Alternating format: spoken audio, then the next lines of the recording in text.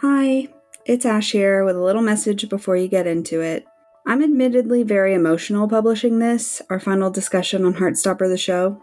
This has been an amazing journey to go on with you all, and I could not be more grateful for the community that has come from this podcast. Along the way, I've met some truly wonderful people, I've made some phenomenal friends, I've become so much closer with people that I was already lucky enough to have in my life. It's been 3 years of hard work and dedication, and I wouldn't have had it any other way. This project and all of you who listen and interact with it in any way helped me through the hardest few years of my life. And for that, I want to say thank you. Thank you for listening. Thank you for commenting on the episodes and Instagram posts, for DMing me or emailing me, and a special shout out to my Chaos Goblins over on Discord. I had some late nights chatting on Discord when I was at my lowest, and I don't know how I would have made it through those months without y'all. So, these interactions, however small, they meant everything to me, so thank you, thank you, thank you. Okay, enough sad. Yes, this is the end of our in-depth analysis discussions on episodes of the show. But that does not mean we are disappearing forever. Of course I'm going to keep going. You'll hear at the end of this episode some of the things that I have on my list. And then, after that, I'd love to hear what you want from this podcast moving forward. So once we wrap on the comics and the film, where would you like to see me go? Drop a comment or email me at whyarewecast@gmail.com, and I will start envisioning the future of Why Are We Like This. Thanks for being here. I love you all. Enjoy our discussion on the season 3 finale, Apart.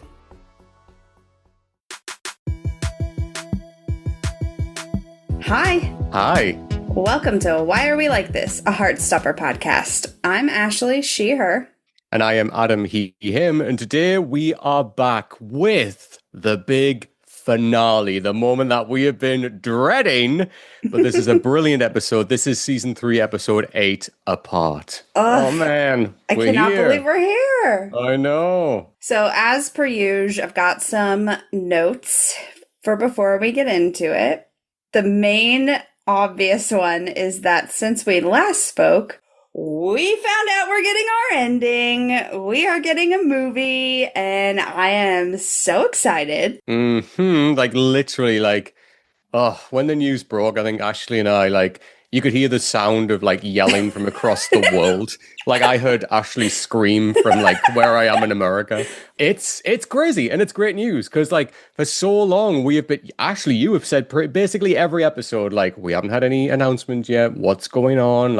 We know that they must be working on something, and Alice has been very tight-lipped and giving little suggestions, and then just, bam! Oh, by the way, yeah, we're doing a movie. To even just have this, show... in a movie is going to be so interesting how they do it, Yeah. And a lot of people are nervous about it being a new format, and I fully understand. I definitely went through that phase too. It was okay, so first of all, I had stopped paying attention to any theories or trying to guess. I didn't want to even think about this day would be perfect or this day would be perfect for an announcement, because every time I did that leading up to the last couple of months, it didn't happen. And then it was pure devastation, when it didn't come. Yeah. So I was and everybody, I got so many messages the night before being tomorrow. So tomorrow. So tomorrow. And I'm I don't know. I'm not going to think about it. We'll just see. And then my dog did wake me up at 4 a.m. because he needed to go to the bathroom. And I was well, I might as well check just to see if anything happened. Your dog got the news before you did, let's be real. That's why he woke you up. But there was nothing there yet at 4. So obviously it dropped about 6 o'clock my time. So, and it takes me a while to go back to sleep. So I had just fallen back to sleep, probably close to 5. And then my alarm was set for 6:30, I think. And so... my phone was buzzing. And I just assumed it was because I blew up the Why Are We Like This Instagram stories before I went to bed. And so a lot of the times I get spam likes on there from people just liking every single story that I've done in a row. Right. And I was I shouldn't have put up so many stories. I'm trying to sleep. And then my alarm went off. So I grabbed my phone and looked at it, obviously, to hit snooze, Mm-hmm. and there was a Discord message that like showed me the preview, the notification preview, and it just said, I cannot wait for Ashley to wake up. And I was like, Ashley, What? me? So I clicked it and saw just, obviously a whirlwind of stuff. And I had like 1,800 messages on my phone from all the different platforms. So I was like, I sat up and screamed, first of all. And as I'm like reading everything, my partner had heard me scream. So he like came running in and I'm just like sobbing, sitting up in bed sobbing. And he's like, are you okay? And all I could get out was like, movie renewal. And he was like, okay, so this is Heartstopper related. Okay, great. And then he just like came over and like held me and like petted my head until I stopped crying so I could tell him like what was happening. And so it's just like, as soon as I read it, a weight that I didn't know that was there was lifted, Like I didn't realize like how heavy it really was because I'd been like pushing it away for so long that it was like just instant tears. Yeah, I think it is that weirdly, I mean, you and I, Ash, are the same where we feel like so connected to our media, right? Where it's like, this isn't just watching a TV show every week, like this is part of our lives, you know what I mean? So like, and this isn't just Heartstopper, like Ashley and I love Buffy and like other stuff like that. So like, it feels very familiar. So like, when you are in that kind of gray area where you've had no confirmation of anything and like, you've been waiting, you're like, I don't want to get my hopes up, but I don't want to get, and then it takes so long and you're still like, there's not even like hearing anything. And then suddenly just, I know it's obviously the anniversary, but it did still weirdly feel like out of nowhere. We didn't just get like a season renewal, but we also got, oh, by the way, it's a movie. And I think that was the big thing where it was like a slap across the cheek. So I was like, whoa, hold on a goddamn second, a movie? But yeah, I think for me as well, like when the news hit, like I like did like a whiplash. I was like, wait, what? Just because like, I don't know, like I saw obviously, the word Heartstopper in the title of the article and I was like, okay, so finally, wait, movie? And I was just like, oh, okay. And like, I think like there was a little bit back and forth in my mind. I was like, when you process like a million thoughts and questions at once, I was like, how's that going to work? Oh, that could work like this. Oh my God, then that could work. Oh, you know what I mean? It was just like everything like that. So like literally like my brain was like leaking out of my ear, but I am super excited. I am super ready. I know that they're starting production literally from time of recording next month. June the 2nd. Which is bananas. And this is the thing is that I was like, they're moving so fast. They need to slow down. But also they've been working on this for 7 months. So it's like not as slow for them. I have to keep reminding myself of that. And also I'll be in the UK while this production's happening because I'm going in July. So like, yeah, this is crazy. So I'll be back in my home turf. And we got Kit and Joe as executive producers, which is really nice. And I think it took a while for me to like register. I like did not even think about runtime for like 3 hours. And then I was like, can it be a 4-hour movie? Like, how are they going to do that? And so then that's when I started to like actually feel nerves. And I was like, you know what? No, I trust them. Like they'll do it right. And then I have a quote here from Alice because she did do that Tudum interview. And it like made me feel so much better. So if y'all haven't read it, I just want to read it to you. She said, even I needed some time to process and come to terms with the change. But once I began to see the entire vision, I knew it would be something even more beautiful than a regular season could achieve. We are feeling very ambitious about what is possible in a movie format, with no need for end-of-episode cliffhangers or a new twist every episode. Every part of Heartstopper can be elevated to a higher quality to create something memorable, sophisticated, and atmospheric. And I was like, and my nerves are gone. Yeah, I mean, if you literally have the creator saying that and putting that much faith in the property, then it's in good hands. And like the thing is as well, as we know, like Alice is actively on set as well, like all the time. Like is writing episodes, is like there all the time. So like it's going to be the same thing. It's not like she's handing her baby off and like, well, good luck, like slamming the door on her way out. Like she's going to be there for it, So the quality will be maintained. I'm sure of that. And as I say, I love that Kit and Joe are like executive producers, just because like it makes sense. Like they've been with these characters for like 3 seasons now, and like and like I can see the like. obviously there's going to be writers and like the director, lol, that we'll talk about in a second. But like, Yeah. but like, I can see like, like Joe, Kit, and Alice like all together, like chatting as they probably have done a million times on set and just been like, right, okay, so how do we see this looking and this looking? Yes, it's a difference is that it's a movie, but let's construct this together, and it makes it so much more Right. collaborative. And I love that about this. Yeah. Plus, like, they aren't just like the freshly new faced actors who are like in a first season, like they're veteran actors now, like they're doing stuff outside of this, so it makes complete sense to include them like that. So I'm just super excited for that. I'm super excited to see how it comes together. But let's talk about that director, Ashley. Yeah, let's talk about the director. I cannot believe this is not all over the internet. I am truly shocked. But I got on his IMDb last night just to see if there was anything that I knew. I know that they had said, like, in the announcement that he was the director of Still Alice, which I had heard of, but I haven't seen. And so I was like, I wonder if he's done anything that I have seen. He started out directing in 1995, and most of his catalog is gay porn.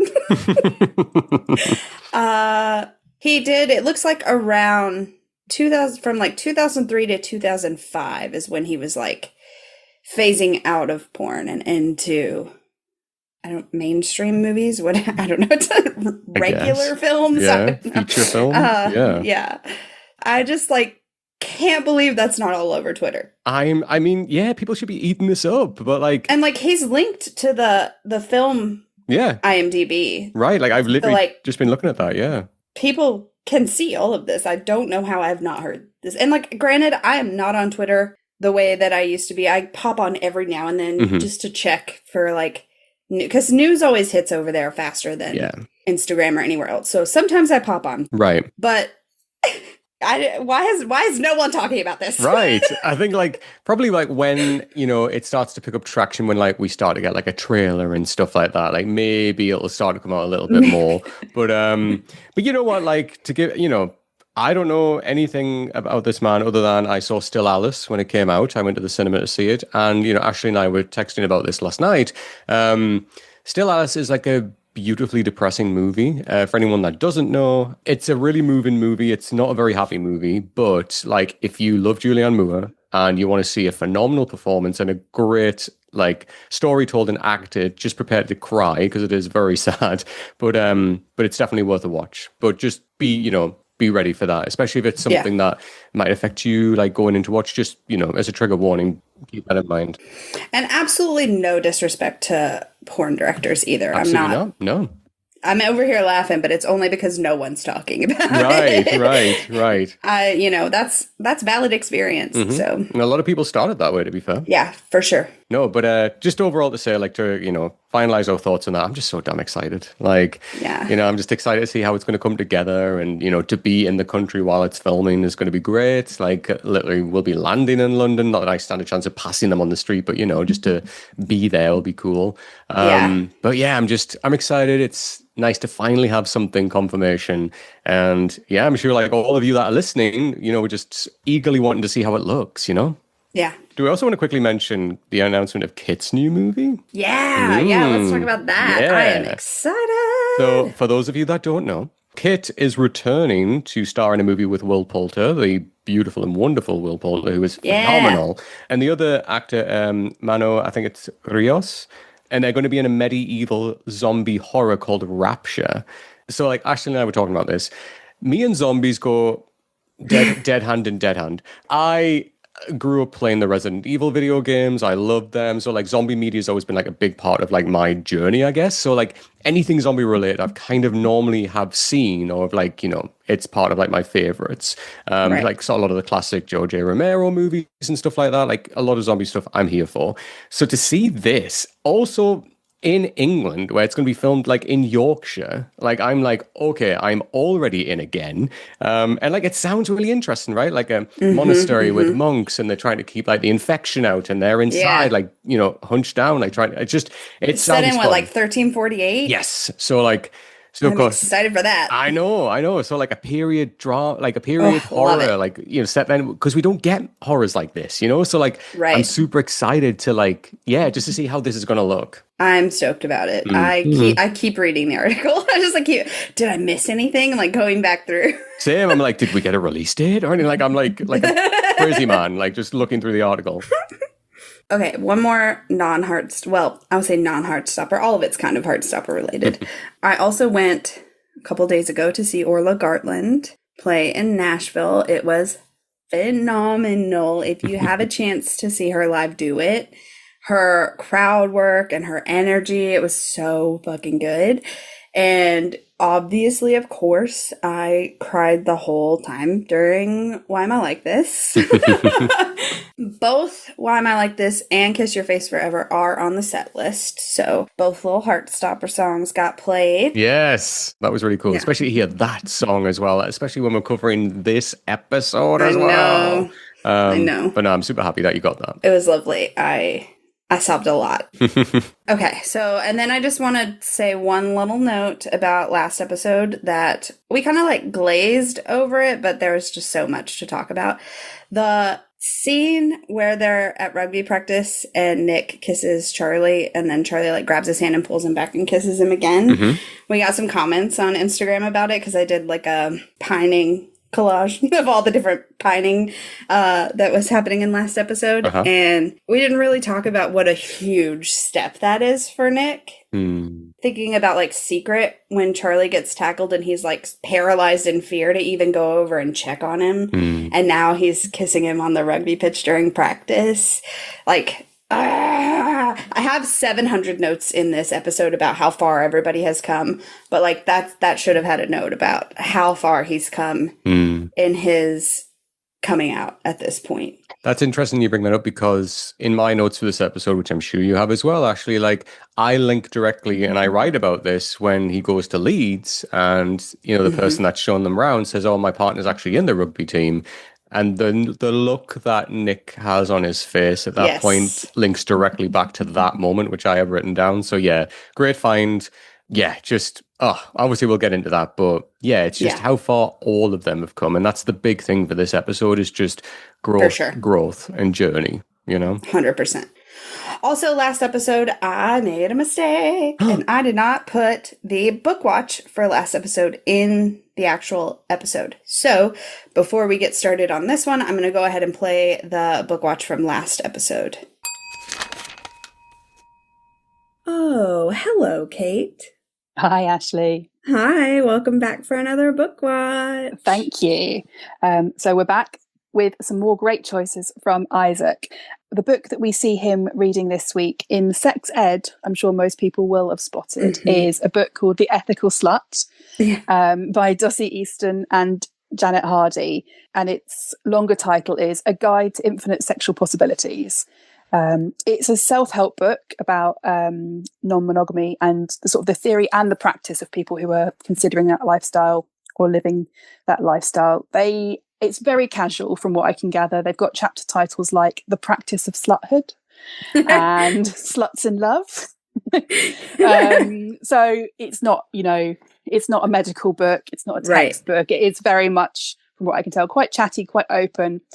And I think covers a whole range of subjects. It looks like swinging, open relationships, group sex, but also consent, conflict resolution, dealing with jealousy and communication. I feel like they've placed this to really highlight that the education they're receiving through school is not adequate. It's very heteronormative from what we can tell.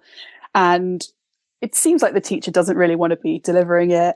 It's probably quite typical of what education up and down the UK, I imagine. You think at this stage, Isaac probably could lead the class better than the teacher. Truly. Probably knows more than anybody else in the room, which is, it's just hilarious, isn't it? Because out of everyone, he's the one who probably least requires this level of knowledge. Yeah. But he's there, they're giving advice, aren't they? Sitting there with Tao and Charlie talking about relationships and things. And he's lifting up his book, reading about group sex, and they're worried about like where to go for a date. So cute. So I thought it was really fun. Just, they could have gone subtle. They were like, no, we're going to go for it. another wonderful choice, just very different reasons. Yeah. And I think just interesting as well, because it is something that's out of the norm, but obviously isn't something that's being explored through Heartstopper. We explore so many different choices that people are making in so many different identities. And this is one, obviously, that isn't suitable in the Heartstopper universe. Right. So I guess it's just a fun way for them to put it out there as another way that people choose to express themselves. So I enjoyed that for the laugh. It was fun. Something a bit different. I don't think I'll be reading that one, though. It's not high on my TBR. It's just there as a nod to Isaac, but I don't think it will ever make it to the top. That's valid. And then we see a second book. This isn't an Isaac book. I think this is a Charlie book. So it's a book called Burnt Sugar by Avni Doshi. And this book was a really hard spot. It's on the left-hand side bedside table in Nick's room. So on the right-hand side is Queer City that we saw earlier in episode 3. And then this, I believe, is actually there in episode 3, just in the shadows. And the only reason I caught this was because the publisher put up on their stories like, oh, look, one of our books has been on Heartstopper. And I was like, that's the one. I've been talking to someone on Tumblr saying, it looks like it's green. Oh, I'm not sure, maybe it's blue. We can't get there. So they claimed it, which is great. I don't know if it's actively being read. It's there in episode 3. It's still there in episode 7. I imagine Charlie has other things going on. This might just be a book that he has there as, a bit of a comfort read. I don't think it itself is a comfort read, but having a book, like a safety book. When I stay at Nick's, I've got a book there if I need it, sort of thing. I don't think the plot itself is much of a comfort read. I haven't read this one, but from the plot summaries I can see, it's set in India and it focuses around a dysfunctional family, particularly a mother-daughter relationship. And it looks at intergenerational neglect and trauma. So, as I said, not comfortable in itself, but I think strong reflection of stories and lines that we see going through the Spring family. A few scenes later is when Jane sits down with Charlie and they have sort of a heart-to-heart, and we know Jane's had a difficult upbringing and I'm sure she is breaking some of those cycles, but she is really struggling to break all of the cycles there. So I wonder if that's why that was chosen. They're not making a big deal about it. It's just there almost as part of the set dressing, but definitely valid things there that Charlie might want to think about maybe when he's in a bit of a better place to reflect on. But also interesting, the mother-daughter relationship being the highlight, because we are getting little hints of that with Tori and Jane. Right. That they could do with probably improving their relationship as well. So I just think it's nice. It's very domestic. It's very cozy, isn't it? Having a book at your boyfriend's house, just chilling out and feeling comfortable in the space. So I think it's lovely. I love that. Yeah. So really nice. And I can just imagine the two of them sitting in bed, both reading their books next to each other. You're going to make me cry. I think it's so lovely. It's the sort of thing I love. It makes me happy. Definitely. But that's it. That's all we see this week. All right. This is a good week. This is like an uplifting week. Well, one that's like neglect and one that's played for jokes. But it's definitely nice to know that Isaac's getting a bit of variety. His reading, definitely. And the book might not be uplifting, but the thought of them reading together in bed is uplifting to me. Yes, definitely, yeah. All right, so we have one more. Yes, one episode left. Yeah, we will see you next week for the final one. Thanks, Ashley. Bye. Bye. Okay, shall we dive into the final episode of the show? I mean, if I said no, would it mean prolonging everything for the rest of our life? Yes. All right, I guess we got to do it. We got to dive in. Here we go. We are jumping into a part. So we start out right where we left off. The boys are in bed, post hanky-panky. And Nick says, this is not what I expected to happen today. And Charlie's like, I cannot believe we waited so long. This mischievous look that we get from Nick is so good. And Charlie's like, do not say it. And Nick gives him like some side eye. And he's like, no. And he says, why are we? And then Charlie covers his mouth and is like, no, Nick, no. And he's like, but why are we like this though? All muffled, adorable. Also, I'm like, don't censor it. Just let him say it. Let him say it, Charlie. And so like, as they're doing that cute little shuffle, they move into like a proper cuddle. And Charlie looks up at Nick and says, you don't mind that I kept my shirt on, do you? And Nick says, Charlie, I loved every second of what just happened. And I I love that we're doing like pillow talk checks too. Like we get to see all the pre-consent, and now we're getting to see the like aftercare, like make sure we're still on the same page. Everything was good. Like so good to see. And Charlie's like, good, me too. Although I feel like we're going to have to practice. And Nick is like, oh yeah, loads of practice. Absolutely loads of practice. And Charlie, the way that they like smile at each other here, it destroys me. It's so adorable. They've got like just the post-sex glow that they have, like the pair of them. It's like they're now seeing each other again so differently. Like it's almost like they're seeing each other for the first time because they're in a new stage of their relationship now, and that's what's so lovely. And like they're giddy and they're excited because it's like, oh my God, the door that has been closed for so long, and like none of us have been holding it closed. It's just been there. We've been walking past it. But now we both ran through that door together and we're in this new area that we don't know, but it's exciting. It's fun because we're exploring this together. And that's the big thing that I love about this. I know obviously we'll go into it in a second, but like when they talk about like, is touching like just sex and like, oh, well, sex can be all sorts of things. I love that, there was so much talk in the last episode about losing your virginity, what that means, what it looks like. You had like Harry boasting, talking bullshit about it and whatever. But I love that this is all on their terms and they're agreeing to like, well, yeah, it can be anything. And like, this is our special thing. This is how we did it. Like, this is how the journey that we went on. And this is how we felt about it. And that's what I love about this so much. The fact that it wasn't this pre-planned thing. It kind of just happened. But this is the result of it. And it's just wonderful. It's just really lovely that they had that moment together like that. Yeah, definitely. And it's like, clearly, last episode, we saw like how much it was weighing on both of them, like how much they were thinking about it constantly. And so now that on top of the like euphoria that you get post-sex, they've got like all of that weight's gone, right? Yeah. So it's just lovely to see. But yeah, so then they're cuddling and they've like kind of shifted, and now Nick is laying on Charlie. And he like, I love that switch, right? So like whenever Charlie was feeling insecure, it was Nick holding him and him asking him like, hey, is it okay that I kept my shirt on? And now Nick is feeling a little insecure. And now Charlie's holding Nick. And he's like, do you think it counts as sex if it's just touching? And this is when Charlie says, I think it does count. I think sex can be all sorts of things. And I'm like, yes. This is something that people do not talk about enough. And I feel like I'm always talking about it to people. I like, it's lost on a lot of people, especially in heterosexual relationships. I feel like it's like penetration is the end all be all of sex, and it's just not. Sexual activity of any kind can be just as fun and just as fulfilling as penetration, and it absolutely counts as sex.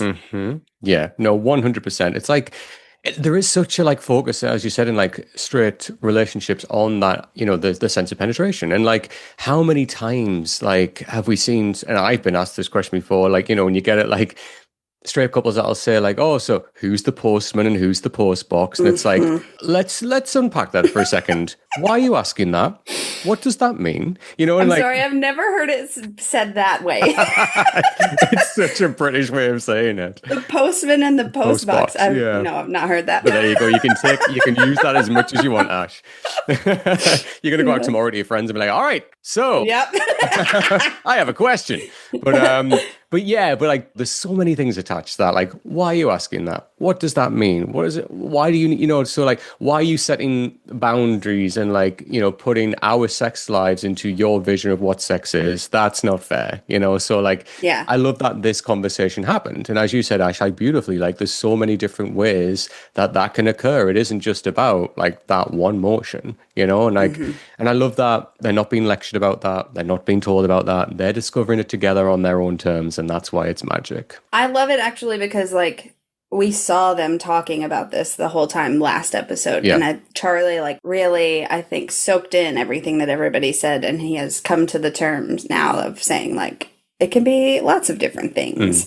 And it's like just lovely to see him go from, I don't know what I'm doing at all, to I think it can be a lot of different things. And Nick is like, yeah, there's still loads of things we can do. And I was like, stop saying loads. Stop it. But he like looks dreamily in the distance. And Charlie's like, you've been researching, haven't you? You've been on Google. And I was like, Nick Nelson on Google? He doesn't know her. And he basically says the same thing. He's like, no, of course, me. I haven't been researching. Okay, maybe a little bit. And Charlie's like, I'm going to look at your internet history. Which, did you see the Q&A Alice did after these comics dropped where someone asked, like, what was on Nick's internet history? Well, and she drew it. Tell me everything right now. So you see, like, the Google history, and at the bottom, Nick is just like, I mean, blushing so furiously. Mm-hmm. And so his history is gay sex, safe gay sex tips, types of lube, can under 18s buy lube, best gay sex position for first time, do hand jobs count as sex, does oral count as sex, oral sex tips gay. And at that point is where you get to Nick in the drawing, and he's like, just, I mean, beet red, and he's like, that's enough, in all caps. That's really so funny. I love that. No, and it's cool as well that he's like searched those things specifically, like that's really fun. It's not just like, you know, pornhub.com or whatever, like he's specifically searched something which is going to benefit them both in that moment, and like for research. And I love that Alice put those in there because she was like, okay, it's still an educational panel to have his search history and be like, these are some things you can look up if you're, you know, like, right. It's a good like starting board. Mm-hmm. And so he's like, absolutely not, Charlie. And Charlie's like, yes, I am. And they like kind of fumble for the laptop, and Charlie opens it, and the Leeds and Kent windows are open, and Nick immediately sits back and crosses his arms and closes down a little bit. And Charlie's like, oh, you've been looking at unis? And Nick's like, yeah, me and the girls are going to go on a road trip to visit some of them. Charlie says, some of these are really far away. And this next line, he says, but my top choices are local. I've been kind of worried about being away from you. And like the cadence that he uses in this line delivery, it's almost like a question. Mm-hmm. He's like opening that door for a real conversation here, but Charlie doesn't quite take it. He immediately flips and is like, oh, well, all your top choices are close by, right? And you'll definitely get in. I'll help you study. And he like starts to kiss his neck. And Nick's face is so fucking sad. Like, you can tell that he's really so torn because, like, as we said last episode, all signs point to not Kent. Yeah. Which is very scary and stressful. And I feel like you can see all of his inner thoughts of, like, the spiral that's happening of, like, I need to talk to him about this for real, but I'm scared. And also he's kissing my neck and it feels so good. And okay, well, it can wait. We'll just do the kissing part now. Right. And so he turns back and kisses him. And a lot of it as well is like, you know, and you and I probably remember this from being their age, Ash, where like, you know, making these big life decisions when you're like that young, you're like, I don't know where I want to be. You know, like this is crazy. So like, I remember like when I was applying for universities using UCAS and like just being like, oh, well, let's choose that one because it means I'm close by, you know, like I don't know. But, you know, and he obviously finds his more comfort with Leeds, but like, you know, it's such a big choice to make at such a young age. Yeah, and it really is. And they make like comments when they say later on, like, you know, like, oh, this is like for the rest of our lives and stuff like that. And it's huge. And like, you know, right now, a lot of them in many ways are like still discovering who they are. And like, you know, there's so much on their plate. So like to make a decision like this, it's tough. It really is tough. And like, I feel for Nick. I genuinely feel for him in this episode because, you know, he's just balancing a lot, trying to find the right balance for what's right for him. And he doesn't even know what that is. So this is the start of that where he's just like, oh my God, like, you know, yes, Leeds sounds great, but you know, Kent sounds great, question mark, you know, like there's no definitive with that. And it's so hard when that's not the case. Yeah, and he's like not even really sure what he wants to major in yet either, which makes it even harder. Because then like how do you compare program options if you don't even know what you want to do, you know? Right. And like there's just a lot of factors. And it's hard when you haven't got someone there like for advice, you know, like it's not like, is he going to go to his older brother and ask for advice? Hell no. No, I mean, absolutely not. Like we don't need any more screen time with that man. But like, you know, it's hard when like everybody else around him as well seems like, you know, and there's that scene, oh, I'm going to study this. I'm going to study this. I'm going to study this. And Nick's like, yeah. I don't know. So it is hard when you haven't got that older person to ask who's like, hey, you went to university. How did you deal with this? How did you approach this? They're all kind of like going through together. And again, it's just that other little bit of subtle, you know, foreshadowing I mentioned earlier where everybody else seems so sure and like, they're all like 3 steps ahead and Nick's still kind of lingering behind, you know, and it's awful when you're in that position, when you feel that kind of lost, you know? Yeah. And like you can see him and Tara like sort of bonding over it, but I think that Tara, she has more of an idea of like what she would do in university if she went, but she's just not certain if she wants to go. Right. Yeah. And so it's a little different of a situation. Definitely. But so they start making out again and it starts to heat up again. And then Ghost Sarah comes home and she's entering that house like a bull in a china shop. She's like slamming the door open. She chucks her keys against the wall like she's throwing the first pitch at a baseball game. Like she wants them to know she is home. And Charlie's like, is that your mom? And Nick's like, yeah. She actually said she would probably be home around now. Charlie freaks out. He jumps up and he's like, oh my God, where are my jeans? And Nick is just laughing hysterically in the bed. And he's like, where are they? Why are you laughing? This is not funny. And Nick's like, why are you so stressed about it? And I love Charlie's like, where are they? Help me. And Nick is like, you took them off. And he's like, help me find them. And Nick says, no.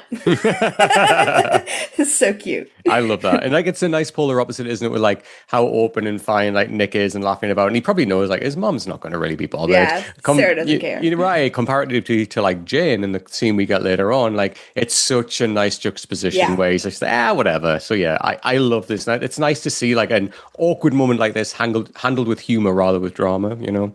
Yeah, definitely. So they sneak downstairs and out the door. Also, this car is tiny and I love it. It's so adorable. And like, that's why it makes it so funny later on. Imogen's like packing like 7,000 bags in the back of it. Like, where's the space for this? I know. She took up the whole trunk. Literally. Just her stuff. So they like lock eyes and smile and they kiss and say, I love you. And they smile for a few more seconds with like direct eye contact. It's adorable. And Charlie gets out and goes inside, and Nick just watches him go with, like, the saddest, most stressed out eyes ever. And then we get this title card that's like a knife to the fucking stomach. It kills me. The way that the hands came together last episode, they pull apart this time, and it's like, just for a split second, there's a heart, and then that turns into the word apart, and I can't handle it. And it makes me question, like, going back to the movie briefly, are we going to get title cards? Like, are we not? Do you know what I mean? Like, how would that work in a movie? I feel like probably just one at the top. Yeah. But then it's like, well, what are we going to call this movie to? Because it can't just be Heartstopper. Right. Like, why are we like this? A Heartstopper movie? But like... yeah, let's call it that. Let's do that. Sponsored by the podcast. But yeah, like I wonder, because like, you know, there's certain, like someone like Tarantino like does like chapters through like his movies. Right, like, yeah. are they going to do something? That would be cool. You know what I mean? That would be interesting if they did that. So I don't know. I'm intrigued. But keep that in your minds, everyone. So when we do come to see that movie, just keep that in there. Yeah, I hadn't thought about that. So Charlie sneaks into the spring house and Tori immediately meets him at the bottom of the stairs. And this is the note I shared on Instagram where I was like, I said it in the last episode and I'll say it again. And then as I typed that, I was like, did I say it in the last episode? I don't remember, but I love this Tori outfit so fucking much. It's exactly the type of outfit you would find in my closet. And every time I see it, I love it. She just smirks at him and takes a sip of her drink. I also love that it makes like a full slurp sound as if she's at the bottom of the drink, but the drink is full. That's her magic. That's her magic. Yes. Charlie immediately is flustered, but he can't stop smiling and giving it away. And he's like, don't look at me like that. You come home in Michael's clothes all the time. And she's like, but that's different. And you can tell that she's getting uncomfortable. Yeah. And he's like, you can just tell me you're dating. It's kind of obvious. And she's like, you don't know what you're talking about. And turns around and like storms off upstairs. And so that's like our first look at like Tori's journey for this episode and kind of everything she's going to be grappling with. And it's like they are both feeling different feelings right now, but are both kind of like sussing each other out in a way. So like Charlie has seen her act like that and is like, we'll come back to that. You know, and like obviously later on they do when obviously they're on the big wheel.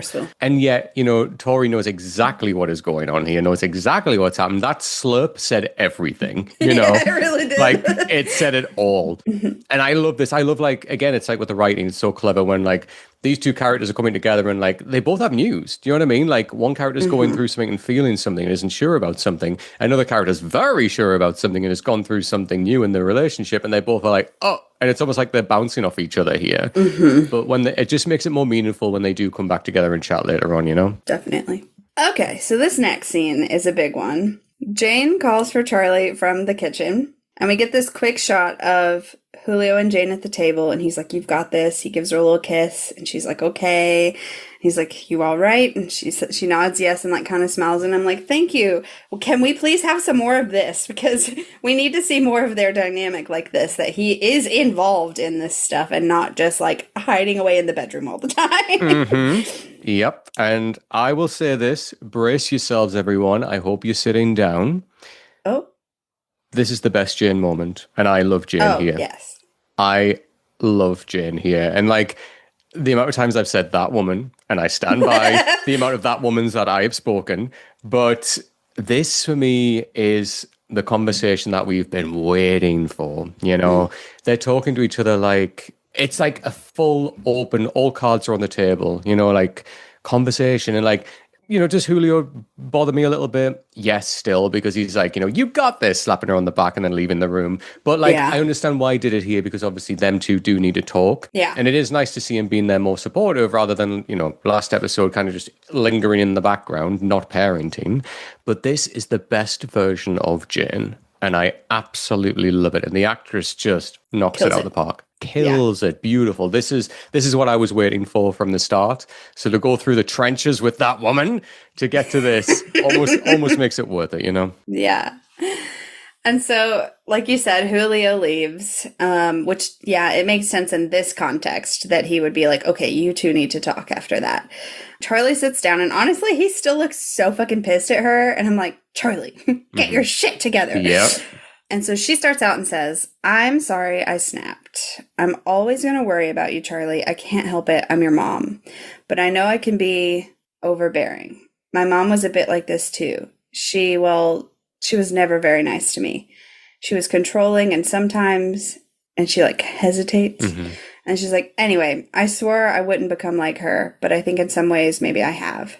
And kudos to Charlie for immediately melting a little bit and being like, no, you're not like her. Because we know they don't really like get into it as much. Like in the comics, we do get the like flashback scene of her mom slapping her. Yeah. And so, you know, they obviously know that there was some physical stuff happening for their mom. Right. And so to see him be like, you're not like her, and like giving her that affirmation in the middle, it's nice. And she's like, but I can be quick to anger, and that's unfair to you. And he says, I know you worry about me, and I know I've been ill, but I just want to live my life like a normal teenager. And she says, and you're sensible, I know you are, but I also think that boyfriend sleepovers are a really big step emotionally. I would feel much less worried about you if you waited just a few more weeks until your GCSEs are over. Can that be our compromise? And he like hesitates for a second, and he says, okay, fine. I'm like, this is the conversation that should have happened in the first place if he had just kept his cool and not flipped his lid. Yeah, that's what I had in my notes as well. I'm like, and it's funny, she says like, I know I can be quick to anger. Well, like mother, like son. So can he. Yeah, exactly. And that's another thing is that after that, he says, I'm sorry, I got angry too. And she's like, oh, you don't have to be sorry. And I'm like, he does. He does have to be sorry, though. He needs to apologize to her for how he acted and the things he said, and like jumping to conclusions and just like immediately getting angry. And she shouldn't let that slide just because she's trying to be less combative. Right. He still needs to know it's not okay to act like that. If for nothing else, it's breaking the cycle. Right. And the thing is as well, like, you know, Charlie's like, you know, very quick to anger, as we've seen. He does need to apologize because he's also very quick to forget that when he had that conversation with his mother and father about everything it was going through, they were very quick to be like, right, we're going to get this sorted. You know, they were so supportive and helped him through a lot. So like, you know, remember that. Keep that in the back of your mind, Charlie, in the day when you are going at your mother, you know, you were quick to anger, you were being a bit shitty with her, and you were very quick to forget everything that they've done for you literally very recently to help you out.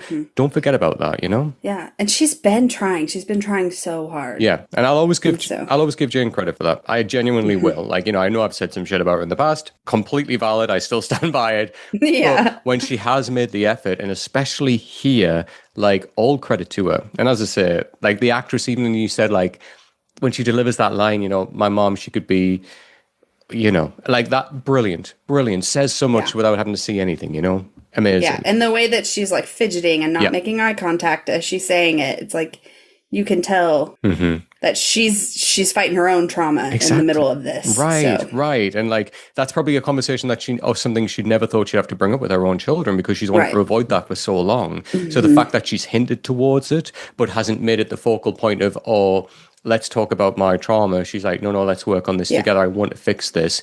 And then when they grab each other's hands, it's just, you feel it. I will say they hold hands, and immediately I was like, oh my God. I hope he washed his hands before he came home. She's just like, wires, don't ask, gotta go. Yeah. So then we go to Truum, and Charlie is fucking floating through the hallways. Listen. Smiling. I'm like, he's like, I had sex with Nick Nelson. I had sex with Nick Nelson in his head the whole time walking down. Like, it's that post-sex glow that I said again. Just like... Definitely, yeah. It's like, again, like I was saying this earlier with like Ellen Tower in a way as well, but like when you're in like this bubble and everything's just been great, and like it doesn't matter what could have happened. Like that building could have been burning and falling to the ground, and Charlie's just like, la la la, like it doesn't matter, just glowing as he walks down there. And I love it. And I love when he sits down and Tower and Isaac are like, what's going on with you? They just know. I love it. I love it. He walks into study hall, and it says on the board, study hall, sit where you like. How come they get to sit where they like, but Nick had to sit next to fucking Ben? I know. Well, that's not fair. No, they get to sit where they want the whole time, too. Because we see them later in the montage, and they're still at their little desk. And I'm like, this is not fair. That continuity there. That doesn't make any sense at all. I don't get that. It's for drama's sake, I'm sure, but I have an issue with it. So yeah, the way that I cackle every time I see this scene, because when he sits down, he's got the doofiest fuck-ass grin on his face, and he just stares at them. And Tao's like, what are you smiling about? But Isaac knows immediately. Like the second he sits down, Isaac just starts smiling bigger and bigger and bigger. And he's like, it happened, didn't it? And Charlie just giggles and somehow smiles even bigger than he already was. And Isaac's like, oh my God. And Tao's like, it happened. It's so cute. I love how excited they are for him. I know. Like, just, because obviously, I guess they knew how worried he was, like in the prior episode as well. So, like, it finally happened. They're like, oh my God, all of that's dissipated now. It's, we're way past that now. Remember when you were worrying, like, however long ago? That doesn't matter anymore because we're here, and like, it's so meaningful that, like, Isaac is really happy for him as well, just because, like, he's probably read about this, in so many books that he's read and such. So, like, the fact that he's like just seeing his friend so happy about something which, Isaac at his point in his life right now isn't in a place where he's feeling that, So like, it's so nice that like, he can see his friend and just be like, oh my God. And this is the support of Isaac and the support of Tao that I love that we've talked about before. Like this is friendship, like whether it's a big win or a little win or whatever it is in life, when there's some form of win and you can back your friend like this, these are the friends that you keep for life. These are the ones that you hang on to. And that Isaac is into it too, because in Charlie's room, when he's like, sometimes when we make out, and Tao's like, no, stop. And Isaac's like, no, I need all of the details immediately. Like, he wants to know. Right, like, I'm learning too, man. So then we get this, like, time-passing montage. And the first shot is, like, them getting undressed, like, on the floor next to Nick's bed. And I saw so many people after the season came out on the internet being like, the bed is right there, though. Like, why are they on the floor? Why would they not just get on the bed? This makes no sense. And I was like, some of y'all never wanted to move from the bed down to the floor, and it shows. But also, when I was young, I feel like I never had sex in the bed. It was always in like weird places on the floor, in the hallways, on the stairs. Yeah. Like, I'm like, bed sex is for us old people. Plus, like, it's Gen Z needs to be a bit more creative. Exactly. Like, look, get a pair of ladders out, let's go. But like, but also it's a good little hiding spot, where like if mom is coming up the stairs, is like you got the bed covering, then that just you got to be creative like this. You got to think like this, Hide from David because we know he doesn't knock before he walks in. Jesus Christ, that man. So then we get like the study hall. It's like they're going through their notes. It looks like maybe chemistry, which is funny because that's what he helped Nick study for last season.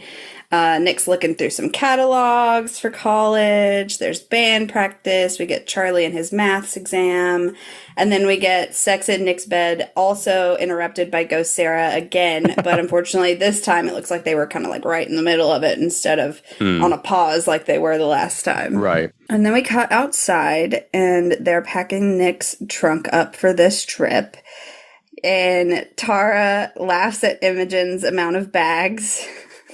And she's like, are you sure you've packed enough? And I love this line from Imogen being I have it written down. Well, I had to reduce my skincare routine. I had a whole other bag. Yeah. And it made me think about Challenge when she's getting on the bus. And she says, nowadays you have to have like a 7-step skincare routine. So if I pack too much, then it's the patriarchy's fault, not mine. Mm-hmm. Yeah, it's a good callback joke. It was really funny. I loved it. So good. And then they like scurry into the car to be chaotic. And Nick and Charlie come out. And Charlie's like, so you're definitely going to be back for the fete on Saturday. Our band starts at 4. And Nick's like, do not worry, I will be there. We're going to drive up in the morning. And I don't know if it's the green shirt or the way the sunlight was at that moment, but he is looking extra ginger in this scene. It's like very red hair. Yeah. I think in this whole episode, I noticed his hair more than I probably ever have. Yeah, it's like, it is super ginger, like super bright, because you and I have seen Kit in real life. His hair is not that bright. It's very dark now. So yeah, I don't know, like maybe just at the time, it could be the color green, could be the way the sun is shining on that hair, but yeah, super ginger. And they put like a color filter on it, but like usually it's the same for the whole season. Right. So it's weird that it's extra ginger in this episode. The bright ginger episode. Yeah, for sure. Tara's like, Nick, come on, we've got to get going. I'm like, Mom, friend. She's like, get your ass in the car. We got to go. So they do their goodbye kisses. The girls are going fucking wild. Nick hops in. They take off. The girls are cheering like it's a bachelorette weekend on Broadway in Nashville. It's very loud in that car. Elle's like, is it too early to open snacks? And Tara's like, it's never too early. So they pop out the crisps, and the whole time Charlie is waving in the rearview mirror, like the whole time. It's so sad. But I will say, at least Nick does look happy. Yes. The stress has kind of like stalled for a moment of chaos with his girls. Mm-hmm. And it would have been like, can you imagine if he was going there by himself? Like, it would have been a million times worse for him. Definitely. So, like, I love that he had the support girls, because this is like a group that we don't see often together, like Nick and just the girls traveling. So, like, the dynamic is so interesting. It adds to the comedy when they go to the pharmacy later on, which I have notes about that because that is brilliant. Yeah. And again, like the way that the girls, all of them in different ways, read Nick in that car. Mm-hmm. You know, like Tara's always understood Nick in a way that nobody else has. And then Elle is like basically, 2 steps ahead. Like she's like, I already know the road that you're going down, Nick, but you've got to think about it like this, and then Imogen's just being Imogen. But I love her for that. Like, so supportive, so much love for Nick, and I love that. But yeah, this is a great dynamic, and I love this. I love the road trip that they take. It was one of the highlights of the comic for obvious reasons, because they went to Durham, and they don't go to bloody Durham in this episode. I was so excited to get it, though, because, like, Nick is one of the girls. Like, he just is one of the girls. He just gets it. It's great to see them all together. Mm-hmm. So first up, they go to Kent. I love this shot, the way that this is shot, where we see like their feet all walking up, and then it like pans up to them standing outside. Yes. And Elle's like, it's literally like so judgmental in this. It's literally only 15 minutes away from your house. And Nick, not excited, says, Yep. Mm-hmm. He's like, I know what I'm getting myself in for, basically. Mm-hmm. So then we begin the tour, and the guide is like, what are you all thinking of studying? And immediately Elle, obviously, she is the most like dead set in what she wants to do. She always has been. Right. She's like, art, and then Tara's like, law or politics, and fucking Imogen, international relations. I'm like, girl. Where did that come from? Where did you read that? And this is where we get the shot of Nick. Kind of, he like lingers. He almost stops walking. He's like, And then they cut through the art department, and the guide is asking Elle do you do much art in your spare time? And Elle is like, I haven't lately, and she looks very inspired by all of these. And we see like this wall of art, and there's this portrait of a blue-haired baddie that really reminds me of Jinx from Arcane, which if you haven't seen, you should. What a show. So good. Oh my God, what a call out there, Ash. Yes, love that. Every time I see that scene, I'm like, Jinx. It's Jinx. In my mind, it's Jinx. Look, it's Jinx. Yeah. It's canon. It's Jinx. So then they're out walking past the dorms, and the guide asks if they want to take a look inside, and Nick's like, well, we all live pretty close, so we'll probably just stay at home. And that's it. That's the end of that tour. That's all we see. And it is not very exciting for anyone. No one gets excited. And we're back in the car, and Imogen opens this conversation. She's like, I don't want to stay in Trim. I want to go somewhere new. And Ella's like, absolutely. I want to go somewhere with a big queer scene. I need my people. And Tara says, what did you like about Kent, Nick? It's your top choice, right? And he is like very blasé about this. He's like, well, it'd be nice to live at home. My mom won't be on her own, and I'd be close to Charlie. And Imogen's like, well, yeah, but what about when Charlie goes to uni the next year? And Elle's like, yeah, what if he chooses to go somewhere else, and then you'll still be apart? And he's like, yeah, that's true. And it's just like awkward silence because no one wants to push him too hard. They just got in this car, basically. So... But I will say I do love the camera shot here when it goes to Nick's eyes in the mirror. Like that was so intentional, and it's so good for a couple of reasons. One, like Nick is somebody who cannot hide his feelings. Like, when that boy is down, when that boy is happy, because he just can't, right? He's just golden retriever. Yep, exactly that. So like that shot of like them, and like to be fair, like the girls in the back, like all they can see of Nick is his eyes, right? Because he's in the front of the car, and like Tara can see more of him because she's sitting at the side.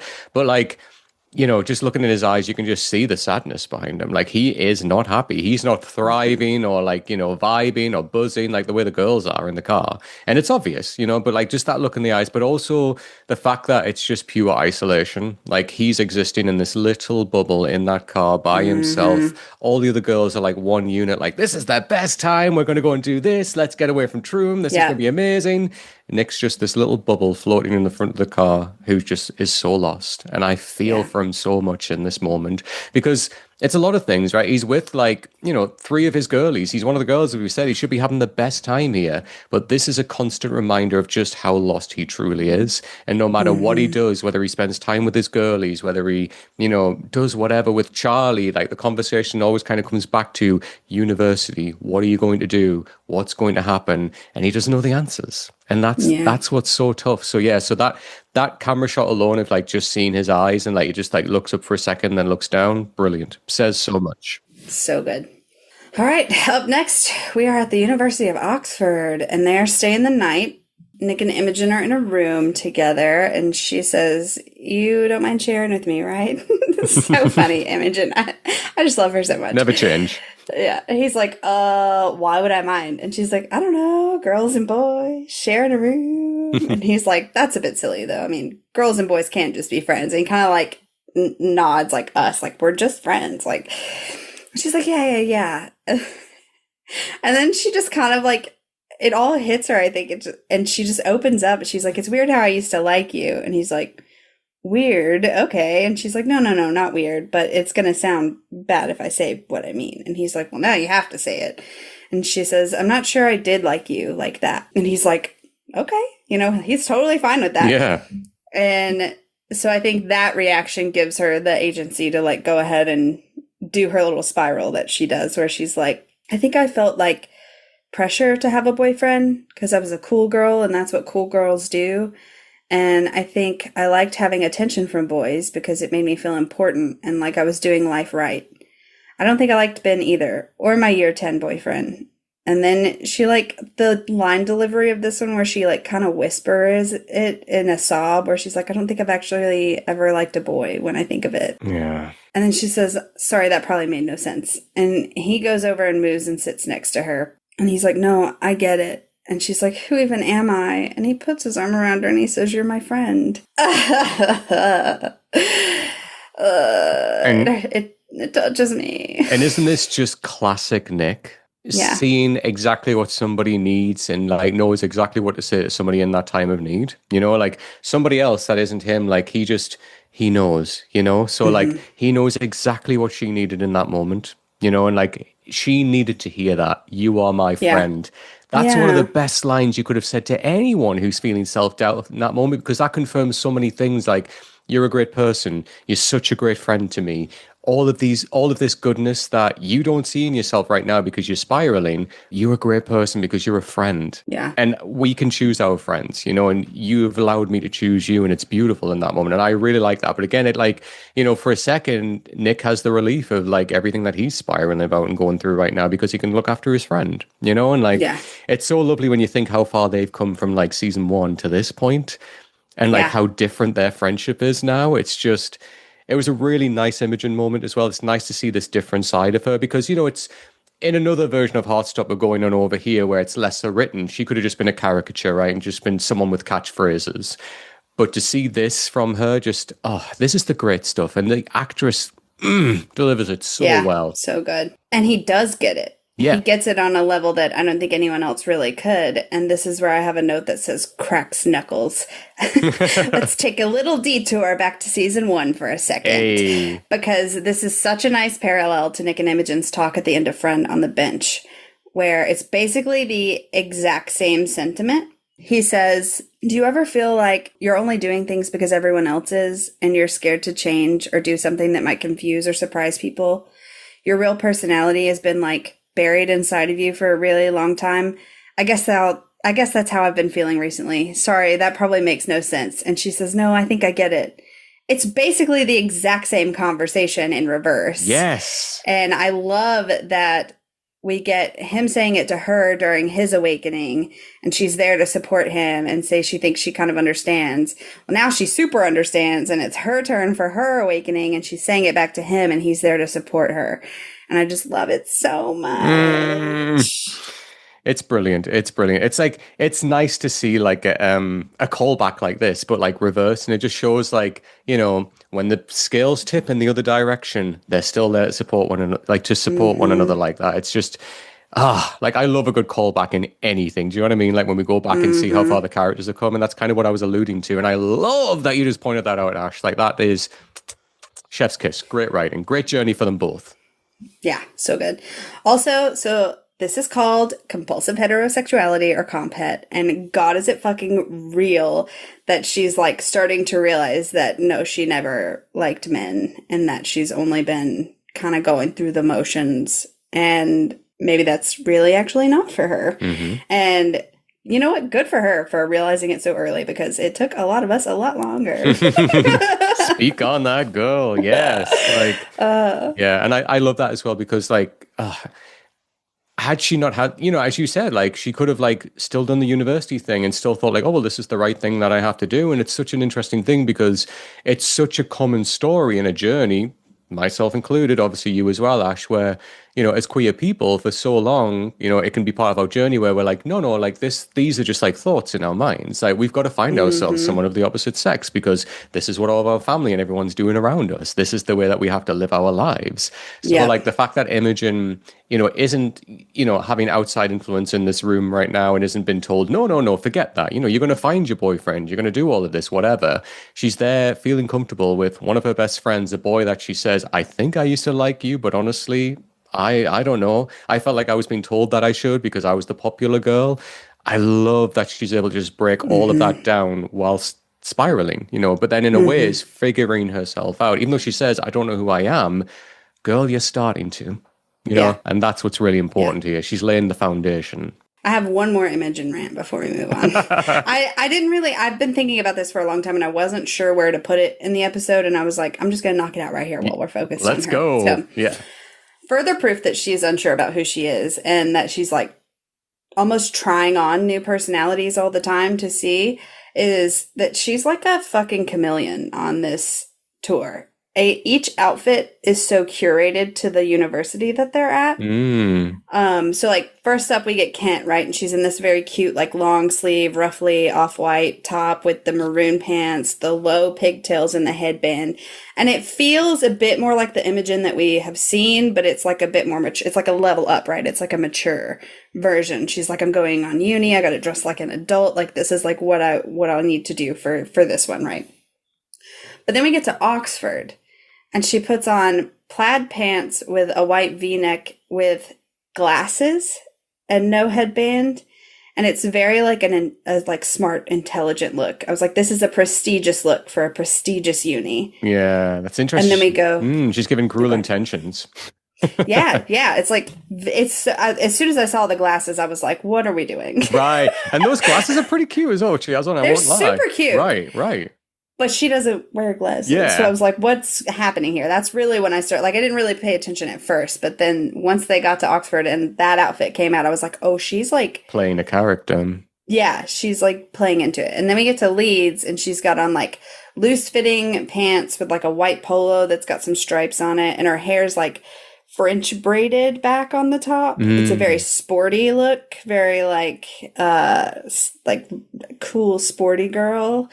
And she's like completely changing her style to fit the environment that she's going in. And I feel like it's all a part of her trying to figure it out. Like, if I came here, this would be the vibe, and I have to fit that vibe. Ooh, what would they wear at this university? And that's what I'm going to wear. And she did that in Paris too, but back then it felt more like an on-theme trip, you know? Like, and I love a theme. I love a look. I love to curate something that's like specifically for an event. Right. And that's what that felt like. But this, especially paired with this discussion, feels more like she's trying on different personalities as much as she is outfits. That's a really good point, actually. Yeah, it's a really, really good observation of her because, yeah, like that is so interesting, especially on this trip, as you say, like, which, you know, her many bags, she's probably got all those different looks to apply for each one, because that's almost like her way of discovering, like, which of these fits me properly, you know, and even like at the end, like, she doesn't know, right? And like, yeah, this is such an interesting, again, character moment for her where she is, as you said, trying on different costumes and seeing which one fits comfortably. And clearly there's many of them that don't. So as I say, like when we saw her with glasses, we were like, hold on, it was like a record scratch. Like hold on a second, she didn't wear them.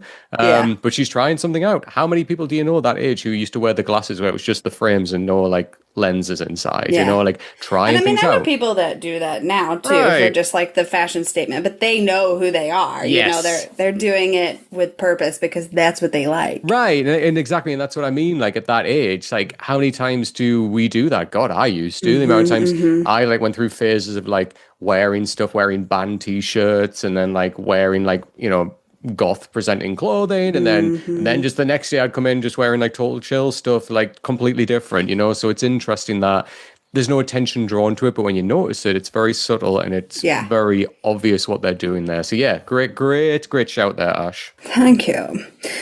So we cut to the tour, the Oxford tour. I also want to point out this song is called Close One, and it's by a band called Fizz, and their lead singer is the one and only Orla Gartland. Hey. So it's a very good song. I love it. I love Tara's outfit in this scene. I love it. I love it so much. And we see this shot of the courtyard from above, and you can see Tara kind of like walking around, like seeming down, and then we get like closer and closer to her as it comes up, and she looks disappointed, but like maybe even disgusted. I was like, she's kind of borderline disgusted in this close-up shot of her outside.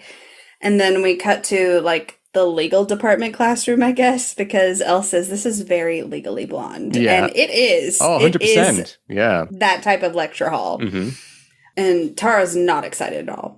And you know what? Like, there's a little bit of Tara there where it's like her almost saying to herself, I fucking told you so. You know, because we've had this so many times when, like, the look that Tara's had on her face when it's been like, oh, you know, you'll be able to go on and do this. You'll be able to go to Oxford, Tara, you know, like, come with us and, like, learn and study with us because you'll be doing this. And she's like rolling her eyes so hard every single time. So, like, this was kind of like the confirmation of why am I even here? I knew it was going to be like this, you know? Yeah. So, like, the fact that it's good in a way that she's gotten that confirmation to know, like, fuck this is not where I'm going to be. Hell no, this is so not me. Yeah, because she's been doing the Oxbridge prep group. Yeah. We know that for sure. So this is kind of like what everyone is expecting of her, right? They expect her to end up here. And so Nick is like, so what did you think? You know, because that's where they think she's going. And she's like, I think I kind of hate it. Yeah.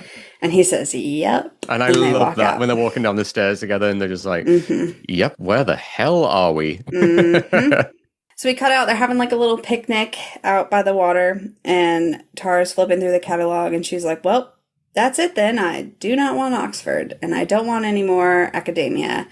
I have no idea what I want to do with my life. And Imogen's like, well, a gap year is always an option. And Tara's like, yeah, maybe. That's Darcy's plan.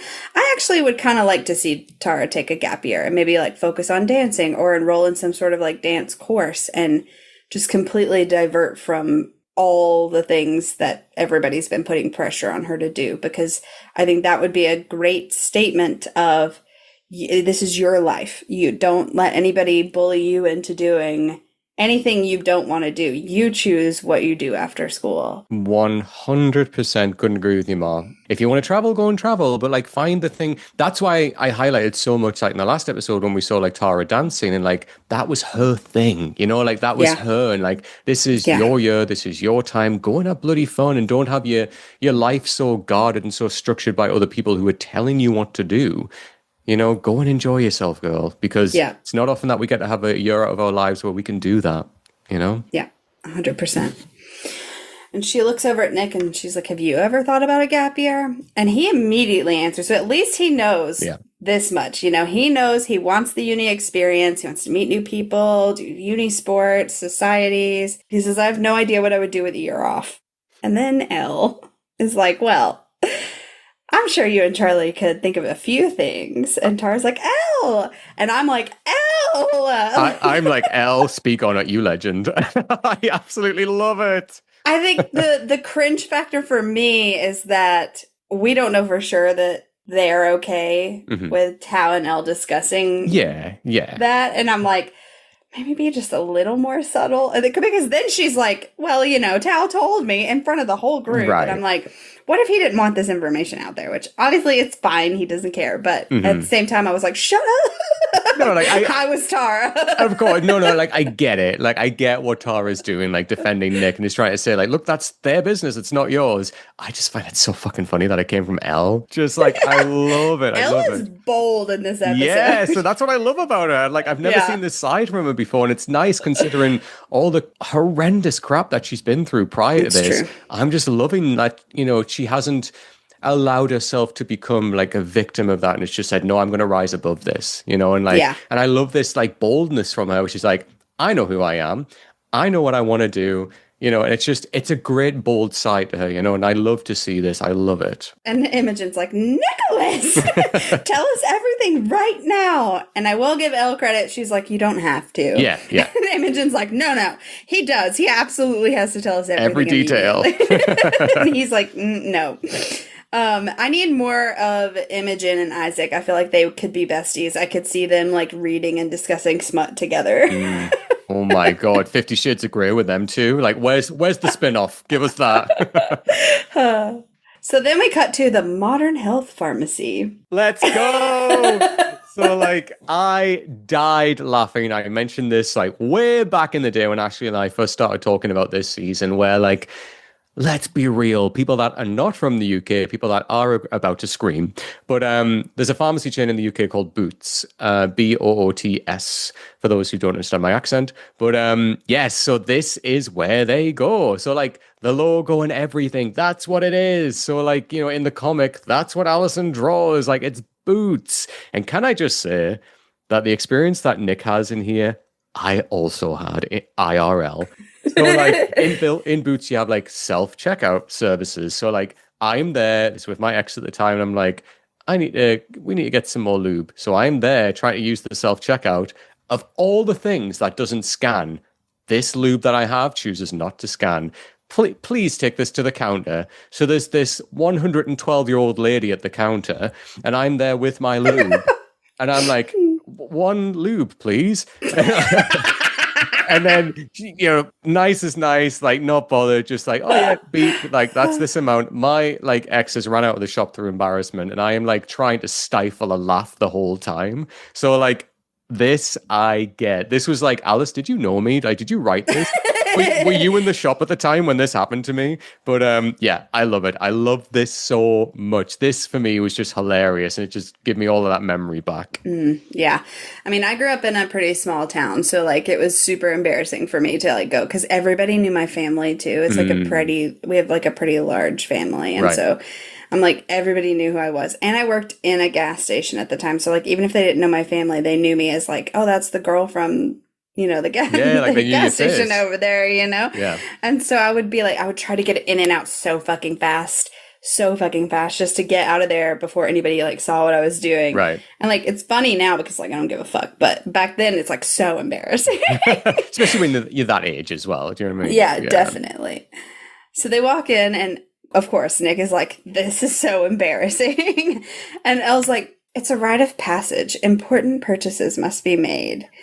And then there's this background conversation happening with Tara and Imogen. And Tara says, that's basically how it works. And Imogen says, oh my God, there's so much involved. I'm like, what was the rest of that conversation? I know, right? So we go inside and Nick sets the lube down and the condoms on the counter. And this shot where he looks up and it's like Nick and 3 girls. and this like pharmacist is looking at him and I'm like, he thinks that Nick is about to have the best night of his life. Right. Like, wow, okay. Do you need more than just this one? Right. And he sets down lube and condoms, and I'm like, Heartstopper, sponsored by Durex, because it's like, label up. Yep. And then their fucking faces. This is so accurate. I made these notes last night, and yesterday I was at a high school, middle school combo for work, and I was literally talking about sex ed and birth control to these kids, and I was like, their faces are so accurate. You have the one who's like uncomfortable as hell, but is like powering through. And that's Nick. He's just trying to get out of there. And then you've got the one that's like the most confident in this area and is like telling the others to pay attention and like smiling knowingly. That's Elle. Hell yeah. Then you've got like the giggler, the one that's like a little bit chaotic about it. And that's Tara. And then you have the one on the end, Imogen, who is just absolutely disgusted at everything. He just like wants to get out of there. So good. And Nick's like, he looks over at Elle and he's like, I hate you guys so much. And she says, you'll be thanking us when you and Charlie are having. And Tara's like, Elle! But I mean, Elle's correct. Yeah. Nick's like, okay, let me just swipe my fucking card so he can get out of here. Right. So good. Such a good scene. And then we cut to band practice. Mm-hmm. They are finishing this song as we enter the scene, and Charlie has on a very iconic jumper. It is the one he had on in Girls when Nick tells him that he told Tara and then asks him to go on the double date. Oh. So I was happy to see that sweater come back. Yes. Tal is there filming, and Isaac is there, and they're like cheering and clapping. Charlie immediately is like, was that okay? I feel like I messed up. And Sahar's like, seriously, it was great. And the band kind of like huddles together, and the composer is there. Addie Esker Chase is on the keys, and I love getting to see her in this episode. Mm-hmm. And then Tao is now narrating his little film. He's like, studio tour with me, Tao Su. And he like points over to the drums, and he says, drum for drumming. Like, I just love him. Charlie comes over and sits with Isaac, and he's like, oh, I'm so nervous. And Isaac's like, you're going to be fine, Charlie. We're all going to be there cheering you on. And Charlie turns and just hugs him. Isaac is like, what? And he said, I just love you. And then we hear Tal, and I'm like, why is he doing this voice? He has like it nasally. He's like, excuse me. Right. And then he's like, where's my hug? All normal. I'm like, what was that voice? And he's like, well, come here then. And so Tal jumps on top of them both, because of course he does. Mm-hmm. And then Charlie says, I watch the video you guys made me all the time. Whenever I feel down, I just put it on. My heart. Yeah. My heart. And Tao's like, well, then I need to make you a new one because that was not my best work. And I was like, relatable. Anytime I watch any video I've ever edited, I'm like, I could do better now. Right. Yeah. Totally feel that. And Isaac is tuned in. He's like, so why are you being all soppy? Charlie says, I just don't think that I tell you enough how important you are to me. And that melts both of their hearts and ours. And Tao like rolls over and hugs. And we pan back to the band and they're all looking at them like, these fucking these fucking kids. Sahar's like, guys, we have band practice. Do you think we could get back to it? Charlie gets up and he goes to get on the drums, and Isaac is like, so what's this song even about? And Sahar's like, that's personal. And of course, Tao, being Tao, is like, oh, I thought it was about Imogen. And she says, you don't need to keep talking about us like we're star-crossed lovers. Just because we kissed doesn't mean we found the one like you guys have. And there's like a little pause where they all kind of look at each other. And then Isaac's like, it's definitely about Imogen. So she just cares like, okay, yes, it is. She's like, yeah, but that's not the point. So let's practice. So good.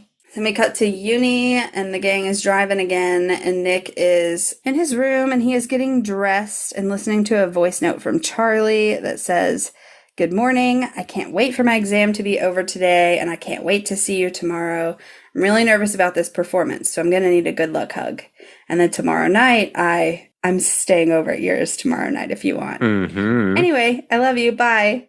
And Nick is like getting dressed as he's listening to it, and then he just like puts his phone in his pocket and like stares dreamily into the distance. And can I say as well, like the jumper that Nick puts on, like the purple one with the white stripes on the sleeve, I love that jumper. Like I would wear that right now, like literally. Like I saw it and I was like, I'm going to make a little note of that. Because I used to wear a lot of stuff like that back in the day, like where it's like a jumper and it's got like a stripe on either sleeve or like one big stripe. And the fact that it's got 3 white stripes on like the side, I'm like, oof. That's a jumper I would wear pulled straight from my closet, Nick. Yeah, very Adidas, which is a brand that he wears a lot. Yeah, very sporty. So, gives that. Yeah.